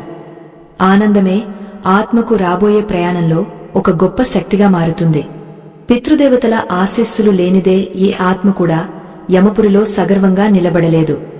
ఇక్కడే ఆత్మకు తన ఆఖరి కోరికను భూలోకంలో ఉన్నవారికి తెలియజేయాలనే తపన పరాకాష్ఠకు చేరుకుంటుంది. ఆత్మ తన కుటుంబ సభ్యుల దగ్గరకు వెళ్లాలని, వారి చెవిలో ఏదో చెప్పాలని ప్రాకులాడుతుంది. కాని యమదూతలు ఆత్మను కదలనివ్వరు. అప్పుడు ఆత్మ తన సూక్ష్మ శక్తిని ఉపయోగించి ఒక గాలి కెరటంలాగానో లేదా ఒక వింతైన శబ్ద రూపంలోనో తన వారిని తాకడానికి ప్రయత్నిస్తుంది. ఎవరైతే ఆ సమయంలో కళ్లు మూసుకుని ధ్యానంలో గాని భగవన్నామ స్మరణలో గాని ఉంటారో వారికి ఆత్మ యొక్క సందేహం ఒక మెరుపులాగా మనసులో స్ఫురిస్తుంది. నా తండ్రికి ఈ పని ఇష్టం లేదు అని కొడుకుకో, లేదా మావారు ఇక్కడ ఏదో దాచారు అని భార్యకో అనిపించడం వెనుక ఆత్మ పడే తాపత్రయముంటుంది. ఆ కోరిక తీరనంత వరకు ఆత్మ బహుభీతి నగరం దాటి ముందుకు వెళ్లడానికి ఇష్టపడదు. కాని కాలం ఆగదు. యమదూతలు ఆత్మను హెచ్చరిస్తూ, ఓ జీవుడా, నీ కోరికలు, నీ మమకారాలు అన్నీ ఆ భూమి మీదే వదిలేయి. ఇప్పుడు నీవు నీ కర్మలను లెక్కాచారాలు చెప్పాల్సిన సమయం ఆసన్నమైంది అని ముందుకు నెడతారు. ఆ తర్వాత ఆత్మ విజయం అనే నగరాన్ని చేరుకుంటుంది. ఈ నగరం వైశాల్యం ఎంతో పెద్దది. ఇక్కడ యమధర్మరాజు యొక్క ప్రతీకలు కనిపిస్తాయి. అక్కడ ఉండే న్యాయాధికారులు ఆత్మను విచారించడం మొదలు పెడతారు. నీవు నీ జీవితంలో ఎన్నిసార్లు అబద్ధమాడావు, ఎన్నిసార్లు ఇతరులను దూషించావు, నీ వాక్కు ద్వారా ఎవరికైనా హాని చేశావా అని అడుగుతారు. ఆ ప్రశ్నలకు ఆత్మ వణికిపోతుంది. బ్రతికి ఉన్నప్పుడు మనం మాట్లాడే ప్రతి మాట, చేసే ప్రతి చిన్న సైగ కూడా అక్కడ ఒక పెద్ద సాక్ష్యంగా నిలుస్తుంది. గరుడ పురాణంలో చెప్పబడినట్లుగా ఈ నగరంలో ఆత్మకు ఒక అద్భుతమైన అవకాశం లభిస్తుంది. తాను చేసిన పాపాలకు పశ్చాత్తాపం చెంది యమదూతల ముందు తన తప్పులను ఒప్పుకుంటే శిక్షల తీవ్రత కొంత తగ్గుతుంది. కాని అహంకారంతో ప్రవర్తిస్తే శిక్షలు రెట్టింపు అవుతాయి. ఆత్మ తన గతాన్ని తలుచుకుని, అయ్యో, ఆ రోజు నేను ఆ మాట అనకుండా ఉండాల్సింది, ఆ మోసం చేయకుండా ఉండాల్సింది అని పశ్చాత్తాపంతో కుమిలిపోతుంది. ఆ కన్నీళ్లే ఆత్మను కొంతవరకు నిర్మలం చేస్తాయి. ఈ ప్రయాణంలో ఆత్మకు ఎదురయ్యే మరో పెద్ద సవాలు క్షుత్పిపాసలు, అంటే ఆకలి మరియు దాహం. భూలోకంలో మనం సమర్పించే షోడశ శ్రాద్ధాలు ఆత్మకు మార్గమధ్యంలో ఆహారంగా అందుతాయి. 11వ నెలలో చేసే కర్మ ఆత్మకు ఎంతో బలాన్నిస్తుంది. ఆహారం లేకపోతే ఆత్మ నీరసించిపోయి నేలమీద దొర్లుతూ ప్రయాణించాల్సి ఉంటుంది. తన బిడ్డలు పెట్టే ఒక్కొక్క ముద్ద కోసం ఆత్మ అక్కడ ఎంతో ఆశగా ఎదురుచూస్తుంది. మన సంస్కృతిలో తల్లిదండ్రులకు పెట్టే పిండం వెనుక ఎంతటి గంభీరమైన రహస్యముందో ఇప్పుడు అర్థమవుతుంది కదా. ముందుకు వెళ్లే కొద్దీ ఆత్మకు పుష్పకం అనే నగరం కనిపిస్తుంది. ఇక్కడ మార్గం ఎంతో మనోహరంగా ఉన్నట్లు కనిపిస్తుంది. కాని అది ఒక పరీక్ష మాత్రమే. ఎవరైతే లోభం లేకుండా ఇతరుల ఆస్తిపై కన్నేయకుండా జీవించారో వారికి ఆ మార్గం సుఖమయంగా ఉంటుంది. కాని దొంగతనం చేసిన వారికి, ఇతరులను మోసం చేసి ఆస్తులు కూడబెట్టిన వారికి ఆ మార్గం నరకప్రాయంగా మారుతుంది. అక్కడ ఉండే ముళ్ల పొదలు ఆత్మను గాయపరుస్తాయి. చర్మం ఊడిపోయేలా ఆ దెబ్బలు తగులుతుంటే ఆత్మ ఆర్తనాదాలు చేస్తుంది. ఆ సమయంలో ఆత్మకు తన ఆఖరి కోరిక మళ్లీ గుర్తుకు వస్తుంది. తాను ఎవరికో అన్యాయం చేసి సంపాదించిన ఆ ధనం ఇప్పుడు తనను రక్షించలేకపోవడం చూసి ఆత్మ ఆశ్చర్యపోతుంది. నేను ఎవరికోసమైతే ఇన్ని పాపాలు చేశానో వారు ఇప్పుడు ఇక్కడ లేరు. నేను చేసిన పాపం మాత్రం నన్ను వెంటాడుతోంది అని గ్రహిస్తుంది. ఈ గ్రహింపు కలగడమే ఆత్మ పరిణామ క్రమంలో ఒక ముఖ్యమైన మెట్టు. ఈ సత్యాన్ని గ్రహించిన ఆత్మ మాత్రమే యమపురిలో ధైర్యంగా అడుగు పెట్టగలదు. యమదూతలు ఆత్మను వేగంగా నడిపిస్తూ, జాగ్రత్త, వైతరణి నది దాటిన తర్వాత చిత్రగుప్తుడు నీకోసం లెక్కలు సిద్ధం చేసి ఉంచాడు. నీవు చేసిన ప్రతి పుణ్యం ఒక దీపంలా వెలుగుతుంది, నీవు చేసిన ప్రతి పాపం ఒక పిడుగులా పడుతుంది అని హెచ్చరిస్తారు. అప్పుడు ఆత్మ తన మనసులోని భారమంతా దించి దైవ ప్రార్థన మొదలు పెడుతుంది. బ్రతికి ఉన్నప్పుడు ఒక్కసారి కూడా దేవుడిని తలవని వారు కూడా అక్కడ ఆపదలో పరమాత్మను స్మరిస్తారు. కాని ఆ ప్రార్థన ఎంతవరకు ఫలిస్తుందో అది ఆ జీవుడి కర్మపై ఆధారపడి ఉంటుంది. మనం చేసే ప్రతి దానము, ధర్మము మరణానంతర ప్రయాణంలో మనకు ఒక రక్షణ కవచంలా మారుతుందని మర్చిపోకండి. ఆత్మ తన ఆఖరి కోరికను తీర్చుకోవడానికి, తన వారిని సరైన దారిలో పెట్టడానికి ఏ సంకేతాలు ఇస్తుంది? యమధర్మరాజు యొక్క సభలో ఆత్మ ఎదుర్కొనే ఆ వింతైన దృశ్యాలు ఏమిటి? చిత్రగుప్తుడు రాసే ఆ కర్మపత్రంలో ఏముంటుంది? ఈ రహస్యాలని రాబోయే ప్రయాణంలో మనకు స్పష్టంగా తెలుస్తాయి. ఆత్మ తన ప్రయాణంలో ఎదుర్కొనే ఈ ఒడిదుడుకులు చూస్తుంటే మానవ జన్మ ఎంతటి విలువైందో అర్థమవుతుంది. మనం ప్రతిరోజు చేసే చిన్న చిన్న తప్పులు మరణానంతర మార్గంలో పెద్ద కొండలై మన ముందు నిలబడతాయి. అలాగే మనం చేసే చిన్న చిన్న మేళ్లు ఒక గొప్ప వంతెనే మనల్ని కష్టాల నుండి దాటిస్తాయి. ఈ ప్రయాణం ఇంకా ఎంతో గంభీరంగా, లోతైన రహస్యాలతో సాగబోతోంది. మృత్యువు యొక్క అసలు స్వరూపాన్ని తెలుసుకోవడానికి సిద్ధంగా ఉండండి. మృత్యువు అనే మహాసముద్రాన్ని దాటుతున్న ఆత్మ ఇప్పుడు 7వ భట్టంలోకి అడుగుపెట్టింది. ఈ ప్రయాణం కేవలం దూరానికి సంబంధించింది కాదు, అది ఒక జన్మలో సంపాదించుకున్న సంస్కారాల పరిపాకం. దేహాన్ని వదిలిన ఆత్మ కాలం అనే చక్రంలో చిక్కుకుని తన గమ్యం వైపు అలుపెరుగని పోరాటం చేస్తోంది. మనం ఇక్కడ చెప్పుకుంటున్న గరుడ పురాణ రహస్యాలు వింటుంటే ప్రాణం విలువ ఏమిటో, ధర్మం యొక్క ఆవశ్యకత ఏమిటో ప్రతి ఒక్కరికి కళ్లకు కట్టినట్టు కనిపిస్తుంది. ఒక గంభీరమైన హెచ్చరిక. ఈ పవిత్ర విషయాలను ఆలకించడానికి పరమశాంతం, నిశ్చలమైన బుద్ధి అవసరం. మరణం గురించి వినగానే భయపడేవారు, సంకుచిత మనస్తత్వం కలవారు ఈ ప్రయాణాన్ని ఇక్కడితోనే ముగించవచ్చు. ఎందుకంటే ముందుకు సాగే కొద్దీ సత్యం యొక్క తీక్షణత పెరుగుతుంది. ఆ తీక్షణతను తట్టుకోగలిగే శక్తి కేవలం జ్ఞాన పిపాస ఉన్నవారికి మాత్రమే ఉంటుంది. సిద్ధంగా ఉన్నవారు మాత్రమే ఈ అద్భుత ఆధ్యాత్మిక లోకంలోకి ప్రవేశించండి. ఆత్మ ఇప్పుడు ఆదిత్యపురం అనే నగరానికి చేరుకుంది. ఈ నగరానికి వెళ్లే మార్గంలో సూర్యుడు ప్రచండమైన తేజస్సుతో ప్రకాశిస్తూ ఉంటాడు. ఆ వేడి మామూలు ఎండ కాదు, అది ఆత్మను దహించేసే ఒక వింతైన అగ్ని. కాని బ్రతికి ఉన్నప్పుడు ఎవరైతే చలివేంద్రాలు ఏర్పాటు చేస్తారో, దాహంతో ఉన్నవారికి మంచినీరు అందిస్తారో వారికి ఆ సూర్యకాంతి చల్లని వెన్నెలగా మారుతుంది. మనం చేసే ప్రతి ధర్మం ప్రకృతిలోని శక్తులను మనకు అనుకూలంగా మారుస్తుంది అనడానికి ఇదే నిదర్శనం. ఈ నగరంలో ఆత్మకు ఒక వింతైన స్మృతి కలుగుతుంది. తాను భూలోకంలో ఉన్నప్పుడు చేసిన వాగ్దానాలు, తీర్చని అప్పులు తనను ఉక్కిరిబిక్కిరి చేస్తాయి. ఆ సమయంలో ఆత్మ తన కుటుంబ సభ్యులకు ఒక సంకేతాన్ని పంపాలని తహతహలాడుతుంది. తన బిడ్డలు తన పేరు మీద ఎవరికైనా ధనాన్ని ఇవ్వాల్సి ఉన్నా, లేదా తాను ఎవరికైనా మాట ఇచ్చి తప్పినా ఆ భారం ఆత్మను ముందుకు కదలనివ్వదు. ఆ సమయంలో ఆత్మ తన వారి కలల్లోకి వచ్చి ఒక అసంపూర్ణమైన దృశ్యాన్ని చూపిస్తుంది. మీ కుటుంబంలో ఎవరైనా చనిపోయిన తర్వాత మీకు పదే పదే ఒకే రకమైన కల వస్తుంటే, లేదా వారు ఏదో అడుగుతున్నట్టు అనిపిస్తుంటే అది వారి ఆఖరి కోరికకు సంకేతం. ఆత్మ తన బరువును దించుకోవడానికి మీ సహాయం కోరుతోంది. అటువంటప్పుడు పండితుల సలహా తీసుకుని ఆత్మ కోరుకున్న ధర్మాన్ని నెరవేర్చాలి. అప్పుడే ఆత్మకు ఆదిత్యపురం నుండి ముందుకు వెళ్లే మార్గం సుగమమవుతుంది. లేదంటే ఆత్మ అక్కడే ఆ వేడిలో అల్లాడిపోవాల్సి వస్తుంది. ఆ తర్వాత ఆత్మ జనపురం అనే నగరానికి చేరుకుంటుంది. ఈ నగరంలో ఆత్మకు తన వంశం యొక్క గొప్పతనం, తన పూర్వీకులు చేసిన పుణ్యకార్యాల ఫలితం కనిపిస్తాయి. ఒకవేళ ఆ వంశంలో ఎవరైనా గొప్ప యోగులు లేదా భక్తులు ఉండి ఉంటే వారి పుణ్యంలో కొంత భాగం ఈ ఆత్మకు రక్షణగా వస్తుంది. అందుకే పుణ్యవంశంలో జన్మించడం అనేది ఒక గొప్ప వరం. కాని ఆ వరాన్ని నిలబెట్టుకోవాల్సిన బాధ్యత కూడా ఆ జీవుడిపైనే ఉంటుంది. తన పూర్వీకుల పేరును చెడగొట్టే పనులు చేసిన ఆత్మకు ఇక్కడ శిక్షలు ఇంకా కఠినంగా ఉంటాయి. గరుడ పురాణంలో చెప్పబడినట్లుగా ఈ నగరంలో యమదూతలు ఆత్మకు కర్మ విపాకం గురించి వివరిస్తారు. అంటే ఏ పాపానికి ఏ శిక్ష ఉంటుంది, ఏ పుణ్యానికి ఏ సుఖం కలుగుతుంది అనేది ఆత్మ కళ్లకు కట్టినట్టు చూపిస్తారు. అది చూసిన తర్వాత ఆత్మ భయంతో వణికిపోతూ, ప్రభూ, నాకు ఒక్క అవకాశం ఇవ్వండి, మళ్లీ భూమి మీద పుట్టి కేవలం పుణ్య కార్యాలే చేస్తాను అని ప్రాధేయపడుతుంది. కాని ఒక్కసారి ప్రాణం పోయిన తర్వాత మళ్లీ వెనక్కి వెళ్లే మార్గం మూసుకుపోతుంది.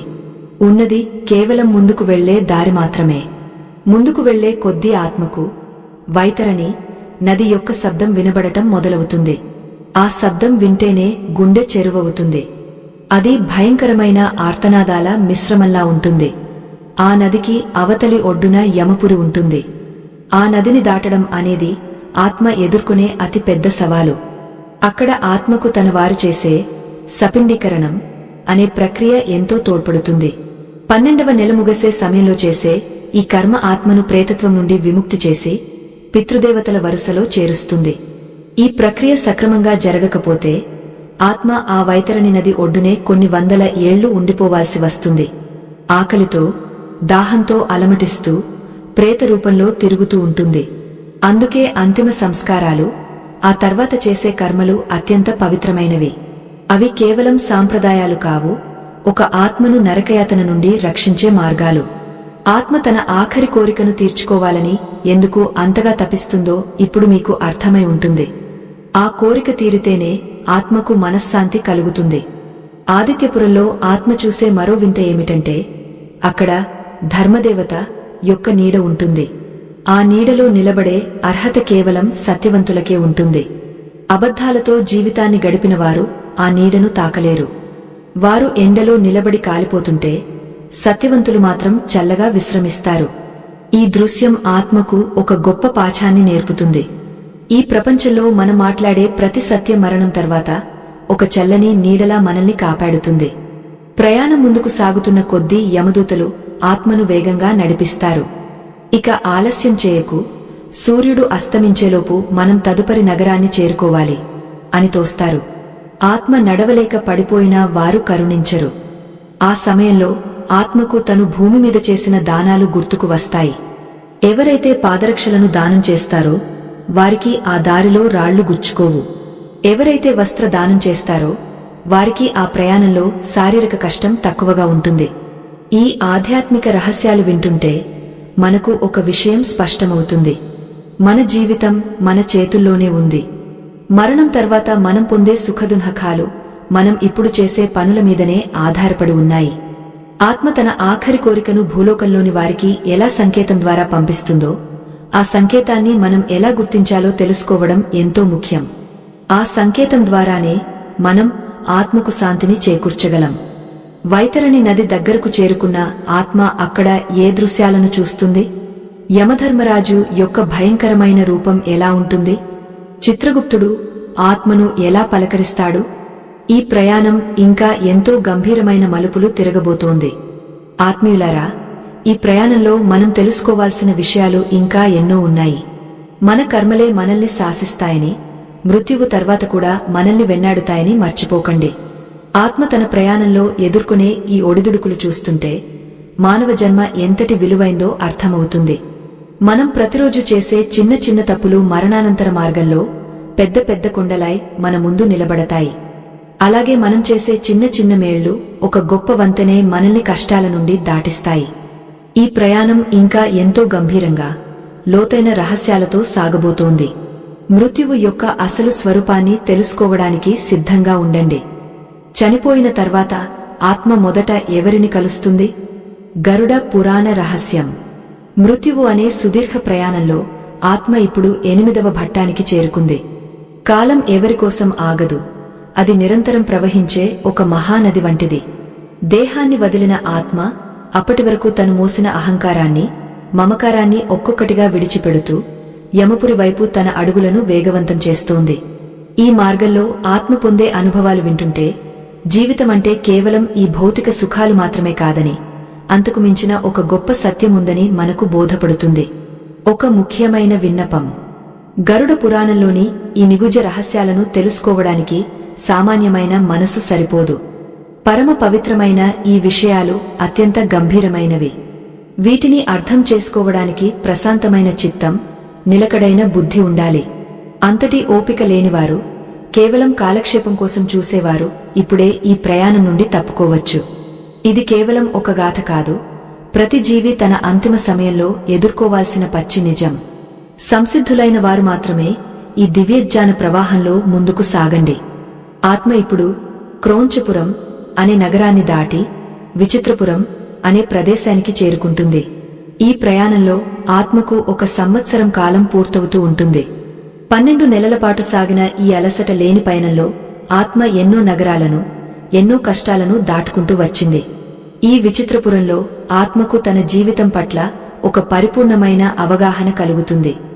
ఇక్కడ ఉండే ఒక దివ్యమైన సరస్సులో ఆత్మ తన పూర్వ జన్మల రూపాలను కూడా గమనిస్తుంది. ఈ ప్రదేశంలో ఆత్మకు ఒక వింతైన ఆవేదన కలుగుతుంది.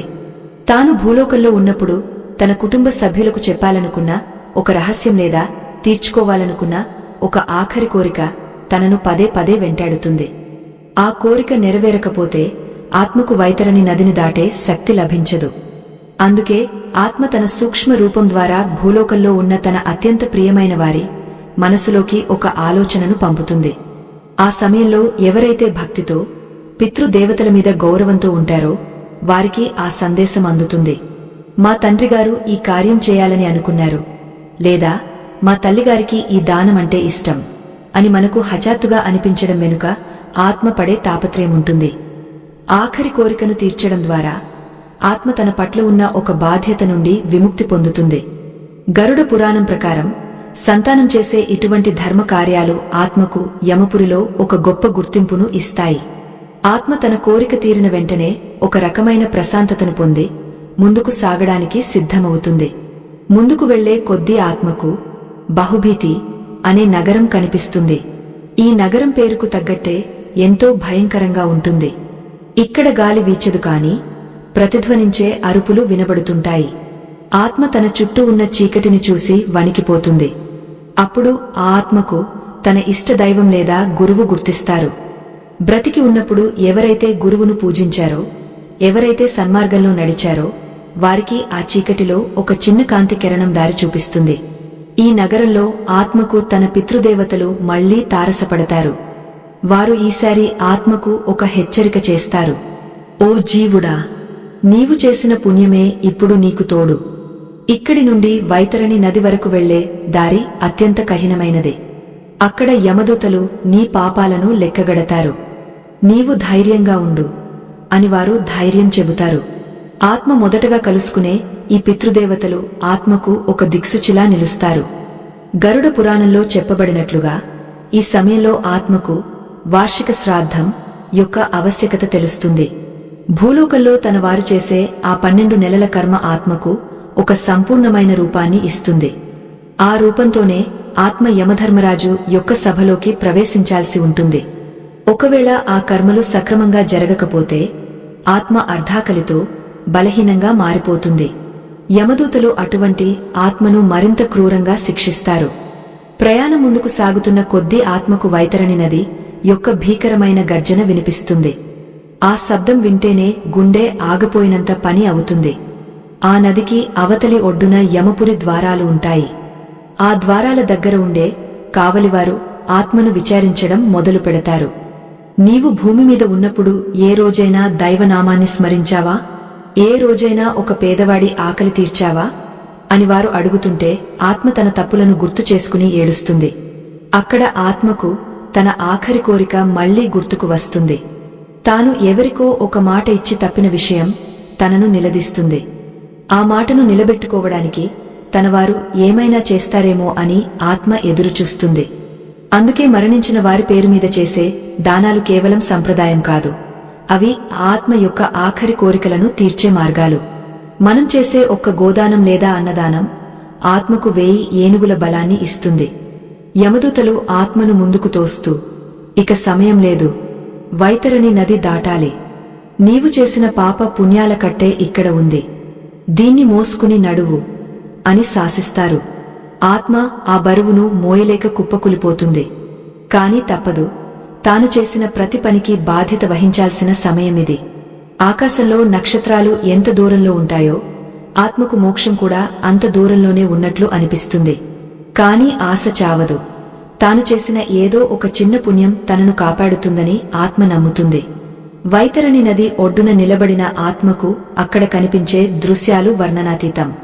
అందులో పడే జీవుల ఆర్తనాదాలు, ఆ రక్తం మరియు చీముతో నిండిన ప్రవాహం చూసి ఆత్మ మూర్ఛపోతుంది.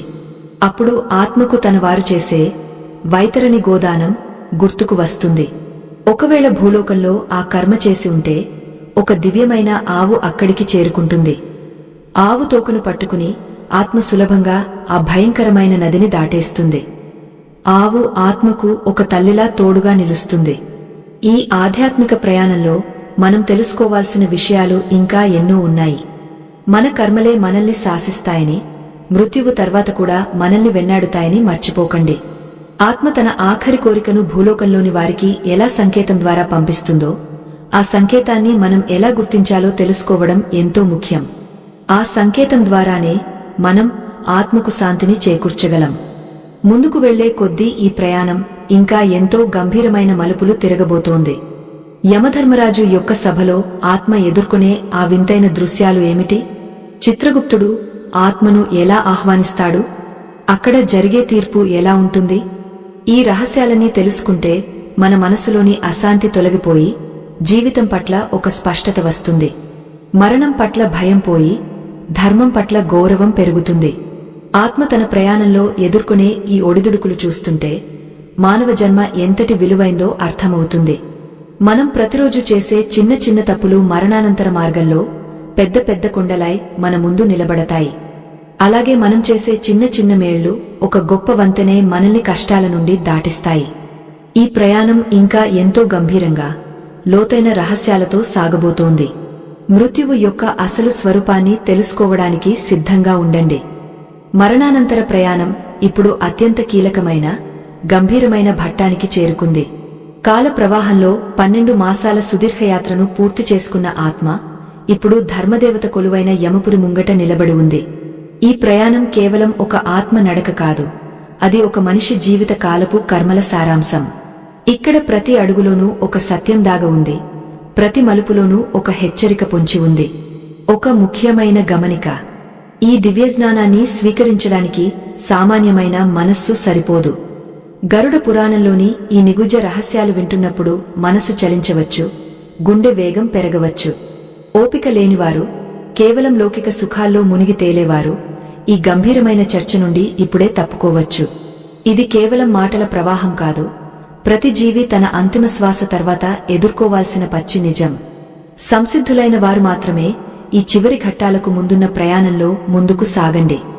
ఆత్మ ఇప్పుడు 12 మాసాల పాటు సాగిన శారీరక, మానసిక వేదనను అనుభవించి యమపురి పొలిమేరల్లోకి ప్రవేశించింది. ఈ ఒకే ఏడాది కాలంలో ఆత్మకు లోకమంటే ఏమిటో, బంధాలంటే ఏమిటో, తాను చేసిన పాప పుణ్యాల ఫలితం ఏమిటో పూర్తిగా అర్థమైపోయింది. అప్పటి వరకు తనది అనుకున్న ప్రతి వస్తువు, ప్రతి మనిషి తనను ఎలా వదిలిపెట్టారో చూసి ఆత్మలో ఒక రకమైన వైరాగ్యం ఆవహిస్తుంది. కాని ఆ వైరాగ్యాన్ని కమ్మేసే ఒక బలమైన కోరిక మాత్రం ఆత్మను ఇంకా వేధిస్తూనే ఉంటుంది. అదే ఆత్మ యొక్క ఆఖరి కోరిక. ఈ కోరిక కేవలం భౌతికమైనది కాదు. తాను బ్రతికి ఉన్నప్పుడు ఎవరికైనా అన్యాయం చేసి ఉంటే అపరాధ భావం, లేదా తన సంతానం సుఖంగా ఉండాలనే మమకారం, లేదంటే తాను పూర్తి చేయలేకపోయిన ఏదైనా దైవ కార్యం ఆత్మను నిలదీస్తూ ఉంటుంది. ఈ కోరికను ఎవరికి చెప్పాలి, ఎక్కడ తెలియజేయాలి? ఆత్మ తన సూక్ష్మ శక్తిని ఉపయోగించి భూలోకంలో ఉన్న తన అత్యంత ప్రియమైన వారిని సంప్రదించడానికి ప్రయత్నిస్తుంది. సాధారణంగా ఆత్మ తన ఆఖరి కోరికను ఒక సంకేతం ద్వారా లేదా ఒక వింతైన ఆలోచన ద్వారా తన సంతానానికి లేదా జీవిత భాగస్వామికి తెలియజేస్తుంది. మనిషి నిద్రపోతున్నప్పుడు లేదా గాయమైన ధ్యానంలో ఉన్నప్పుడు ఆత్మ యొక్క తరంగాలు వారి మనసును తాకుతాయి. నా తండ్రికి ఈ పనంటే ఇష్టం అని హఠాత్తుగా అనిపించడం వెనుక ఆత్మ పడే తాపత్రయం ఉంటుంది. ఆ సంకేతాన్ని గ్రహించి ఆ కోరికను తీర్చడం ద్వారా ఆత్మకు యమపురిలో గొప్ప ఊరట లభిస్తుంది. ఇప్పుడు ఆత్మ యమపురి యొక్క 4 ద్వారాల ముందు నిలబడి ఉంది. ఈ ద్వారాలు సామాన్యమైనవి కావు. తూర్పు, పశ్చిమ, ఉత్తర, దక్షిణ దిశలలో ఉండే ఈ ద్వారాలు ఒక్కొక్కటి ఒక్కో రకమైన కర్మఫలానికి సూచనలు. తూర్పు ద్వారం ద్వారా పుణ్యాత్ములు, యోగులు ప్రవేశిస్తారు. అక్కడ అంతా పవిత్రమైన సువాసనలు, దివ్యమైన సంగీతం వినిపిస్తుంటాయి. కాని దక్షిణ ద్వారం అత్యంత భయంకరమైనది. పాపాత్ములు, అధర్మవర్తనులు ఈ ద్వారం గుండానే యమపురిలోకి వెళ్లాల్సి ఉంటుంది. దక్షిణ ద్వారం వద్ద నిలబడిన ఆత్మకు అక్కడ కనిపించే దృశ్యాలు వణుకు పుట్టిస్తాయి. అక్కడ కావలి ఉండే యమభటులు ఆత్మను చూసి వికటాట్టహాసం చేస్తారు. ఓ మూర్ఖుడా, భూమి మీద ఉన్నప్పుడు అహంకారంతో ప్రవర్తించావు, ఇప్పుడు ఈ శిక్షలు అనుభవించడానికి సిద్ధంగా ఉండు అని వారు గద్దిస్తారు. అప్పుడు ఆత్మ తనను తాను రక్షించుకోవడానికి ప్రయత్నిస్తుంది. కాని అక్కడ సిఫార్సులు ఉండవు. కేవలం తాను చేసిన ధర్మం మాత్రమే అక్కడ తనను కాపాడుతుంది. గరుడ పురాణం ప్రకారం ఆత్మ ఈ సమయంలో తన పితృదేవతలను మరోసారి కలుసుకుంటుంది. వారు ఆత్మకు చివరి హెచ్చరిక చేస్తారు. ఇక నీవు భూలోక బంధాలను పూర్తిగా తెంచుకోవాలి. ఇప్పుడు నీవు నీ కర్మలకు లెక్క చెప్పాల్సిన సమయం ఆసన్నమైంది. నీవు చేసిన ఏ చిన్న పుణ్యమైనా నిన్ను ఈ కష్టాల నుండి గట్టెక్కిస్తుంది అని వారు ధైర్యం చెబుతారు. పితృదేవతల కలయిక ఆత్మకు ఒక రకమైన మానసిక బలాన్ని ఇస్తుంది. ఈ దశలోనే ఆత్మకు తన వారు చేసే సపిండీకరణ ఫలితం అందుతుంది. 13వ రోజు నుండి మొదలై ఏడాది ముగిసే వరకు చేసే ప్రతికర్మ ఆత్మకు ఒక అద్భుతమైన శక్తిని ఇస్తుంది. ఆ శక్తితోనే ఆత్మ వైతరణి నదిని దాటి యమధర్మరాజు సభలోకి అడుగుపెడుతుంది. ఆ నది ఒడ్డున ఆత్మ పడే ఆర్తనాదాలు చూసి దేవతలు కూడా చలిస్తారు. కాని ప్రకృతి నియమం ఎవరికీ మినహాయింపు ఇవ్వదు. ప్రతి జీవి తాను చేసిన దానికి బాధ్యత వహించాల్సిందే. ఆత్మ తన ఆఖరి కోరికను తీర్చుకోవడానికి పడే తపన వెనుక ఒక గొప్ప రహస్యముంది. ఆ కోరిక తీరకపోతే ఆత్మకు పిశాచత్వం లేదా ప్రేతత్వం నుండి విముక్తి లభించదు. అందుకే పెద్దలు చనిపోయిన వారి పేరు మీద అన్నదానాలు, వస్త్ర దానాలు చేయమని చెబుతుంటారు. ఆ దానాల ద్వారా కలిగే పుణ్యం ఆత్మ యొక్క అసంపూర్ణ కోరికలను భర్తీ చేస్తుంది. ఆత్మకు ఒక రకమైన శాంతిని ప్రసాదిస్తుంది. యమపురి ద్వారం దగ్గర ఉండే చిత్రగుప్తుడి కార్యాలయం చూసి ఆత్మ ఆశ్చర్యపోతుంది. అక్కడ ప్రతి మనిషి చేసిన ప్రతి చిన్న పని, మాట్లాడిన ప్రతి మాట ఒక గ్రంథంలా లిఖించబడి ఉంటాయి. అక్కడ అబద్ధం ఆడటానికి వీలు లేదు. ఆత్మ తన కర్మలను చూసి పశ్చాత్తాపంతో కుమిలిపోతుంది. అయ్యో, నా సమయాన్ని ఎంత వ్యర్థం చేశాను, భగవంతుడిని స్మరించకుండా ఎంత పాపం చేశాను అని ఆత్మ వాపోతుంది. కాని గడిచిన కాలం తిరిగరాదు. ఈ సుదీర్ఘ ప్రయాణంలో ఆత్మ ఎన్నో నగరాలను దాటింది, ఎన్నో నరకయాతనలను అనుభవించింది. ఇప్పుడు చివరిగా చిత్రగుప్తుడి ముందు నిలబడబోతోంది. ఆ తర్వాతే యమధర్మరాజు యొక్క దర్శనం కలుగుతుంది. ఆ దర్శనం పుణ్యాత్ములకు శాంతంగా, పాపాత్ములకు అత్యంత భయంకరంగా ఉంటుంది. అక్కడ ఆత్మకు లభించే తీర్పు ఏమిటి? ఆ తీర్పు తర్వాత ఆత్మ ఎటు వెళ్తుంది? ఇవన్నీ మన జీవితాన్ని మలుపు తిప్పే గొప్ప రహస్యాలు. మనం చేసే ప్రతి పనిని గమనిస్తున్న పరమాత్మ మన మరణానంతర ప్రయాణాన్ని అప్పుడే నిర్ణయిస్తాడు. అందుకే ఈ క్షణమే ధర్మం వైపు అడుగులు వేయాలి. ఎవరినీ బాధించకుండా చేతనేనంత సహాయం చేస్తూ బ్రతకాలి. ఆత్మ తన ఆఖరి కోరికను తీర్చుకోవడానికి ఇచ్చే సంకేతాలను అర్థం చేసుకునే హృదయం మనకు ఉండాలి. అది కేవలం ఒక ఆత్మకు ఇచ్చే గౌరవం కాదు, మన ధర్మానికి మనం ఇచ్చే మద్దతు. యమపురి సభలో జరిగే ఆ విచారణ ఎలా ఉంటుంది? చిత్రగుప్తుడు ఆత్మ యొక్క పాప పుణ్యాలను ఎలా లెక్కిస్తాడు? యమధర్మరాజు ఇచ్చే అంతిమ తీర్పు ఆత్మను ఎక్కడికి చేరుస్తుంది? ఈ ప్రయాణం దాని పరిపూర్ణ ముగింపుకు చేరువవుతోంది. ఈ రహస్యాలను తెలుసుకున్న వారికి మరణం పట్ల భయం పోయి జీవితం పట్ల ఒక కొత్త అవగాహన కలుగుతుంది. ఆ అంతిమ సత్యాన్ని తెలుసుకోవడానికి సంసిద్ధులుగా ఉండండి. ఆత్మ పడే ఈ ఆఖరి వేదన, అది పొందే ఆఖరి విముక్తి మనందరి భవిష్యత్తుకు ఒక పాణ్యం. మృత్యువు మనల్ని పలకరించకముందే మనం సంసిద్ధం కావాలి. పుణ్య ఫలాన్ని సంపాదించుకోవాలి. ఆత్మ తన ప్రయాణాన్ని ఎలా ముగిస్తుంది, ఆ ముగింపులో దాగిన పరమ రహస్యమేమిటి అనే విషయాలు మన ప్రయాణంలో అత్యంత ముఖ్యమైనవి. ఆ దివ్యలోకపు విశేషాలను అర్థం చేసుకోవడానికి మీ మనసును నిశ్చలంగా ఉంచుకోండి. మృత్యువు అనే సుదీర్ఘ ప్రయాణం ఇప్పుడు దాని అంతిమ తీరానికి చేరుకుంది. జనన మరణాల మధ్య ఊగసలాడే జీవుడు తన కర్మల భారాన్ని మోస్తూ 12 మాసాల పాటు సాగించిన ఈ గంభీరయాత్ర ముగింపు దశకు వచ్చింది. ఈ చివరి ఘట్టంలోనే ఆత్మకు తన అస్తిత్వం పట్ల, తను చేసిన పనుల పట్ల ఒక పరిపూర్ణమైన స్పష్టత లభిస్తుంది. ఇక్కడే సత్యం వెల్లడవుతుంది, ఇక్కడే ధర్మం గెలుస్తుంది. ఈ పరమ రహస్యాలను తెలుసుకోవడం అంటే మన జీవితాన్ని మనం సరిదిద్దుకోవడమే. ఒక చివరి హెచ్చరిక. ఈ పవిత్రమైన ముగింపును వినడానికి అత్యంత నిశ్చలమైన బుద్ధి, గంభీరమైన మనసు అవసరం. కేవలం వినోదం కోసం చూసేవారు, ఓపిక లేనివారు ఈ ప్రయాణాన్ని ఇప్పుడే వదిలి వెళ్లవచ్చు. ఎందుకంటే ఇది ఆత్మ యొక్క అంతిమ తీర్పు గురించి చెప్పే సమయం. ఎవరికైతే మోక్షం పట్ల ఆసక్తి ఉందో, ఎవరైతే తమ మరణానంతర గమ్యం పట్ల అవగాహన పెంచుకోవాలని కోరుకుంటారో వారు మాత్రమే ఈ ప్రయాణాన్ని చివరి వరకు అనుసరించండి. ఆత్మ ఇప్పుడు యమపురిలోని ప్రధాన ద్వారం వద్ద నిలబడి ఉంది. ఆ ద్వారం చూడటానికి అత్యంత భీకరంగా, ఆకాశమంతా ఎత్తులో ఉంటుంది. అక్కడ ఉండే కావలివారు ఆత్మను లోపలికి ఆహ్వానిస్తారు. లోపలికి వెళ్లగానే ఆత్మకు ఒక దివ్యమైన సభ కనిపిస్తుంది. అదే యమధర్మరాజు కొలువుతీరిన ధర్మసభ. ఆ సభలో అబద్ధాలకు తావులేదు, అన్యాయానికి చోటులేదు. అక్కడ గాలి కూడా ధర్మబద్ధంగానే వీస్తుంది. ప్రతి అణువులోనూ ఒక గంభీరమైన నిశ్శబ్దం ఆవరించి ఉంటుంది. సభ మధ్యలో ధర్మరాజు ప్రకాశవంతమైన తేజస్సుతో కూర్చుని ఉంటాడు. ఆయనకు ఒకవైపు చిత్రగుప్తుడు తన లేఖినితో సిద్ధంగా ఉంటాడు. ఆత్మ సభలోకి అడుగుపెట్టగానే చిత్రగుప్తుడు ఆ జీవుడి జీవిత చరిత్రను చదవడం మొదలు పెడతాడు. ఓ ధర్మరాజా, ఈ జీవుడు భూలోకంలో ఉన్నప్పుడు ఇన్ని పుణ్యాలు చేశాడు, ఇన్ని పాపాలు చేశాడు. ఎవరికీ తెలియకుండా చేసిన రహస్య కృత్యాలు కూడా ఇక్కడ లిఖించబడి ఉన్నాయి అని వివరిస్తాడు. ఆ మాటలు వింటుంటే ఆత్మ తన తప్పులను గుర్తు చేసుకుని వణికిపోతుంది. ఇక్కడే మన కథలోని అతి పెద్ద రహస్యం వెల్లడవుతుంది. ఆత్మ తన ఆఖరి కోరికను ఎక్కడ, ఎవరికి తెలియజేస్తుంది? గరుడ పురాణం ప్రకారం ఆత్మ యమసభలోకి ప్రవేశించే ముందు వైతరణి నది ఒడ్డున తన ఆత్మ బంధువును కలుసుకుంటుంది. ఈ ఆత్మ బంధువు అంటే మరెవరో కాదు, ఆ జీవుడు తన జీవిత కాలంలో అత్యంత ప్రాణప్రదంగా ప్రేమించిన వ్యక్తి లేదా తన గురువు.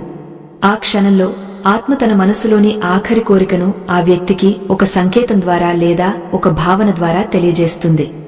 భూలోకంలో ఉన్న ఆ బంధువుకు హఠాత్తుగా ఒక ఆలోచన రావడం లేదా ఒక వింతైన కల రావడం వెనుక ఈ సంభాషణే ఉంటుంది. ఆ కోరిక నెరవేరకపోతే ఆత్మకు సద్గతి లభించదు. అందుకే కుటుంబ సభ్యులు మరణించిన వ్యక్తి యొక్క ఇష్టాయిష్టాలను గమనించి వారు పూర్తి చేయలేకపోయిన ధర్మ కార్యాలను నెరవేర్చాలి. అది ఒక పేద కన్య వివాహం కావచ్చు, ఒక దేవాలయ నిర్మాణం కావచ్చు లేదా ఒక చిన్న అన్నదానం కావచ్చు. ఆ కోరిక తీరినప్పుడే ఆత్మకు యమసభలో ఒక రకమైన ఊరట లభిస్తుంది. చిత్రగుప్తుడి విచారణ ముగిసిన తర్వాత యమధర్మరాజు తీర్పు ఇస్తాడు.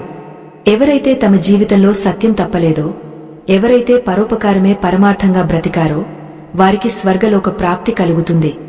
వారు దివ్య విమానాలలో దేవదూతల మధ్య సుఖంగా ప్రయాణిస్తారు. కాని అధర్మం చేసిన వారు, ఇతరులను హింసించిన వారు భయంకరమైన నరక కూపాల్లోకి నెట్టబడతారు. ఆ శిక్షలు అత్యంత క్రూరంగా ఉంటాయి. ఆత్మ తాను చేసిన ప్రతి చిన్న పాపానికి అక్కడ ప్రాయశ్చిత్తం చేసుకోవాల్సి ఉంటుంది. యమధర్మరాజు యొక్క ఆ తీర్పు అక్షర సత్యం. అక్కడ ఎవరికీ మినహాయింపు ఉండదు. రాజు అయినా పేదవాడైనా వారు చేసిన కర్మలే వారిని శాసిస్తాయి. ఆత్మ తన శిక్షా కాలాన్ని పూర్తి చేసుకున్న తర్వాత తిరిగి మళ్లీ ఈ భూలోకంలోనే ఏదో ఒక రూపంలో జన్మిస్తుంది. తన మిగిలిపోయిన కర్మఫలాన్ని అనుభవించడానికి మళ్లీ ఒక దేహాన్ని ధరిస్తుంది. ఈ జనన మరణ చక్రం అలా సాగుతూనే ఉంటుంది. కేవలం జ్ఞానోదయం పొంది పరమాత్మలో ఐక్యమైన వారికి మాత్రమే ఈ చక్రం నుండి విముక్తి లభిస్తుంది. ఆత్మీయులారా, ఈ ఆధ్యాత్మిక ప్రయాణం ద్వారా మనం తెలుసుకోవాల్సింది ఒక్కటే: మన జీవితం ఒక అద్దం వంటిది. మనం చేసే ప్రతి పని మనకు ప్రతిబింబంలా మరణం తర్వాత కనిపిస్తుంది. ఈ భూమి మీద మనం కూడబెట్టిన సంపద, అధికారం ఏవీ మన వెంట రావు. కేవలం మనం చేసిన పుణ్యం, మనం పంచిన ప్రేమ మాత్రమే మనల్ని రక్షిస్తాయి. మరణం పట్ల భయాన్ని వదిలి ధర్మబద్ధమైన జీవితాన్ని గడపడమే నిజమైన జ్ఞానం. ఈ పవిత్రమైన గరుడ పురాణ రహస్యాలను 10 భాగాలుగా మీ ముందుకు తీసుకువచ్చాము. ఈ దివ్య విజ్ఞానాన్ని 10 మందికి చేరవేయడం మనందరి బాధ్యత. ఈ ధర్మ ప్రచారంలో మమ్మల్ని ప్రోత్సహించాలని కోరుకుంటున్నాము. ఇక్కడ ఉన్న ఈ సంకేత చిత్రం ద్వారా మీరు అందించే చిన్న సహాయం కూడా ఆధ్యాత్మిక ప్రయాణాన్ని మరింత ముందుకు తీసుకువెళ్లడానికి తోడ్పడుతుంది. అలాగే మన ఈ పవిత్ర మార్గంలో భాగస్వాములు కావడానికి మా ఈ ప్రసంగాలను నిరంతరం అనుసరించండి. ఆత్మ మొదట తన పితృదేవతలను కలుసుకోవడం, యమదూతల వెంట ప్రయాణించడం, వైతరణి నదిని దాటడం మరియు చివరకు యమధర్మరాజు సభలో తీర్పు పొందడం. ఇవన్నీ విన్నాక మనకు ఒక స్పష్టత వచ్చి ఉంటుంది. మరణం అనేది భయం కాదు, అది ఒక మార్పు. ఆ మార్పును గౌరవంగా స్వీకరించాలంటే మనం ఇప్పుడు చేస్తున్న పనులు సక్రమంగా ఉండాలి. మన పెద్దలకు ఇచ్చే తర్పణాలు, చేసే కర్మలు ఎంతటి శక్తివంతమైనవో మనం గ్రహించాలి. ఈ కథను ఇంతటి శ్రద్ధతో ఆలకించినందుకు మీకు నా కృతజ్ఞతలు. ఈ జ్ఞానం మీ జీవితంలో వెలుగులు నింపాలని, మీ పితృదేవతలకు సద్గతి లభించాలని మనస్ఫూర్తిగా కోరుకుంటున్నాను. సత్యమేవ జయతే. ధర్మో రక్షతి రక్షితః. మనం చేసే ప్రతి ధర్మం మనల్ని కాపాడుతుంది. ఆ పరమాత్మ అనుగ్రహం మీ అందరిపై ఎల్లప్పుడూ ఉండాలని ఆశిస్తున్నాను. ఈ ఆధ్యాత్మిక ప్రయాణం మీ మనసులోని సందేహాలను తొలగించి ఒక నూతన మార్గాన్ని చూపిస్తుందని నమ్ముతున్నాను. జీవితం ఒక నిరంతర ప్రవాహం. ఆ ప్రవాహంలో మనం ఒక చిన్న అల వంటి వాళ్లము. కాని ఆ పరమాత్మ సముద్రంలో కలిసినప్పుడే మనకు పరిపూర్ణత లభిస్తుంది. ఆ దిశగా అడుగులు వేయండి. సత్కర్మలు చేయండి. లోక కళ్యాణం కోసం ప్రార్థించండి. ఆత్మ యొక్క ఈ సుదీర్ఘ ప్రయాణం మనకు నేర్పే గొప్ప పాఠ్యమిదే.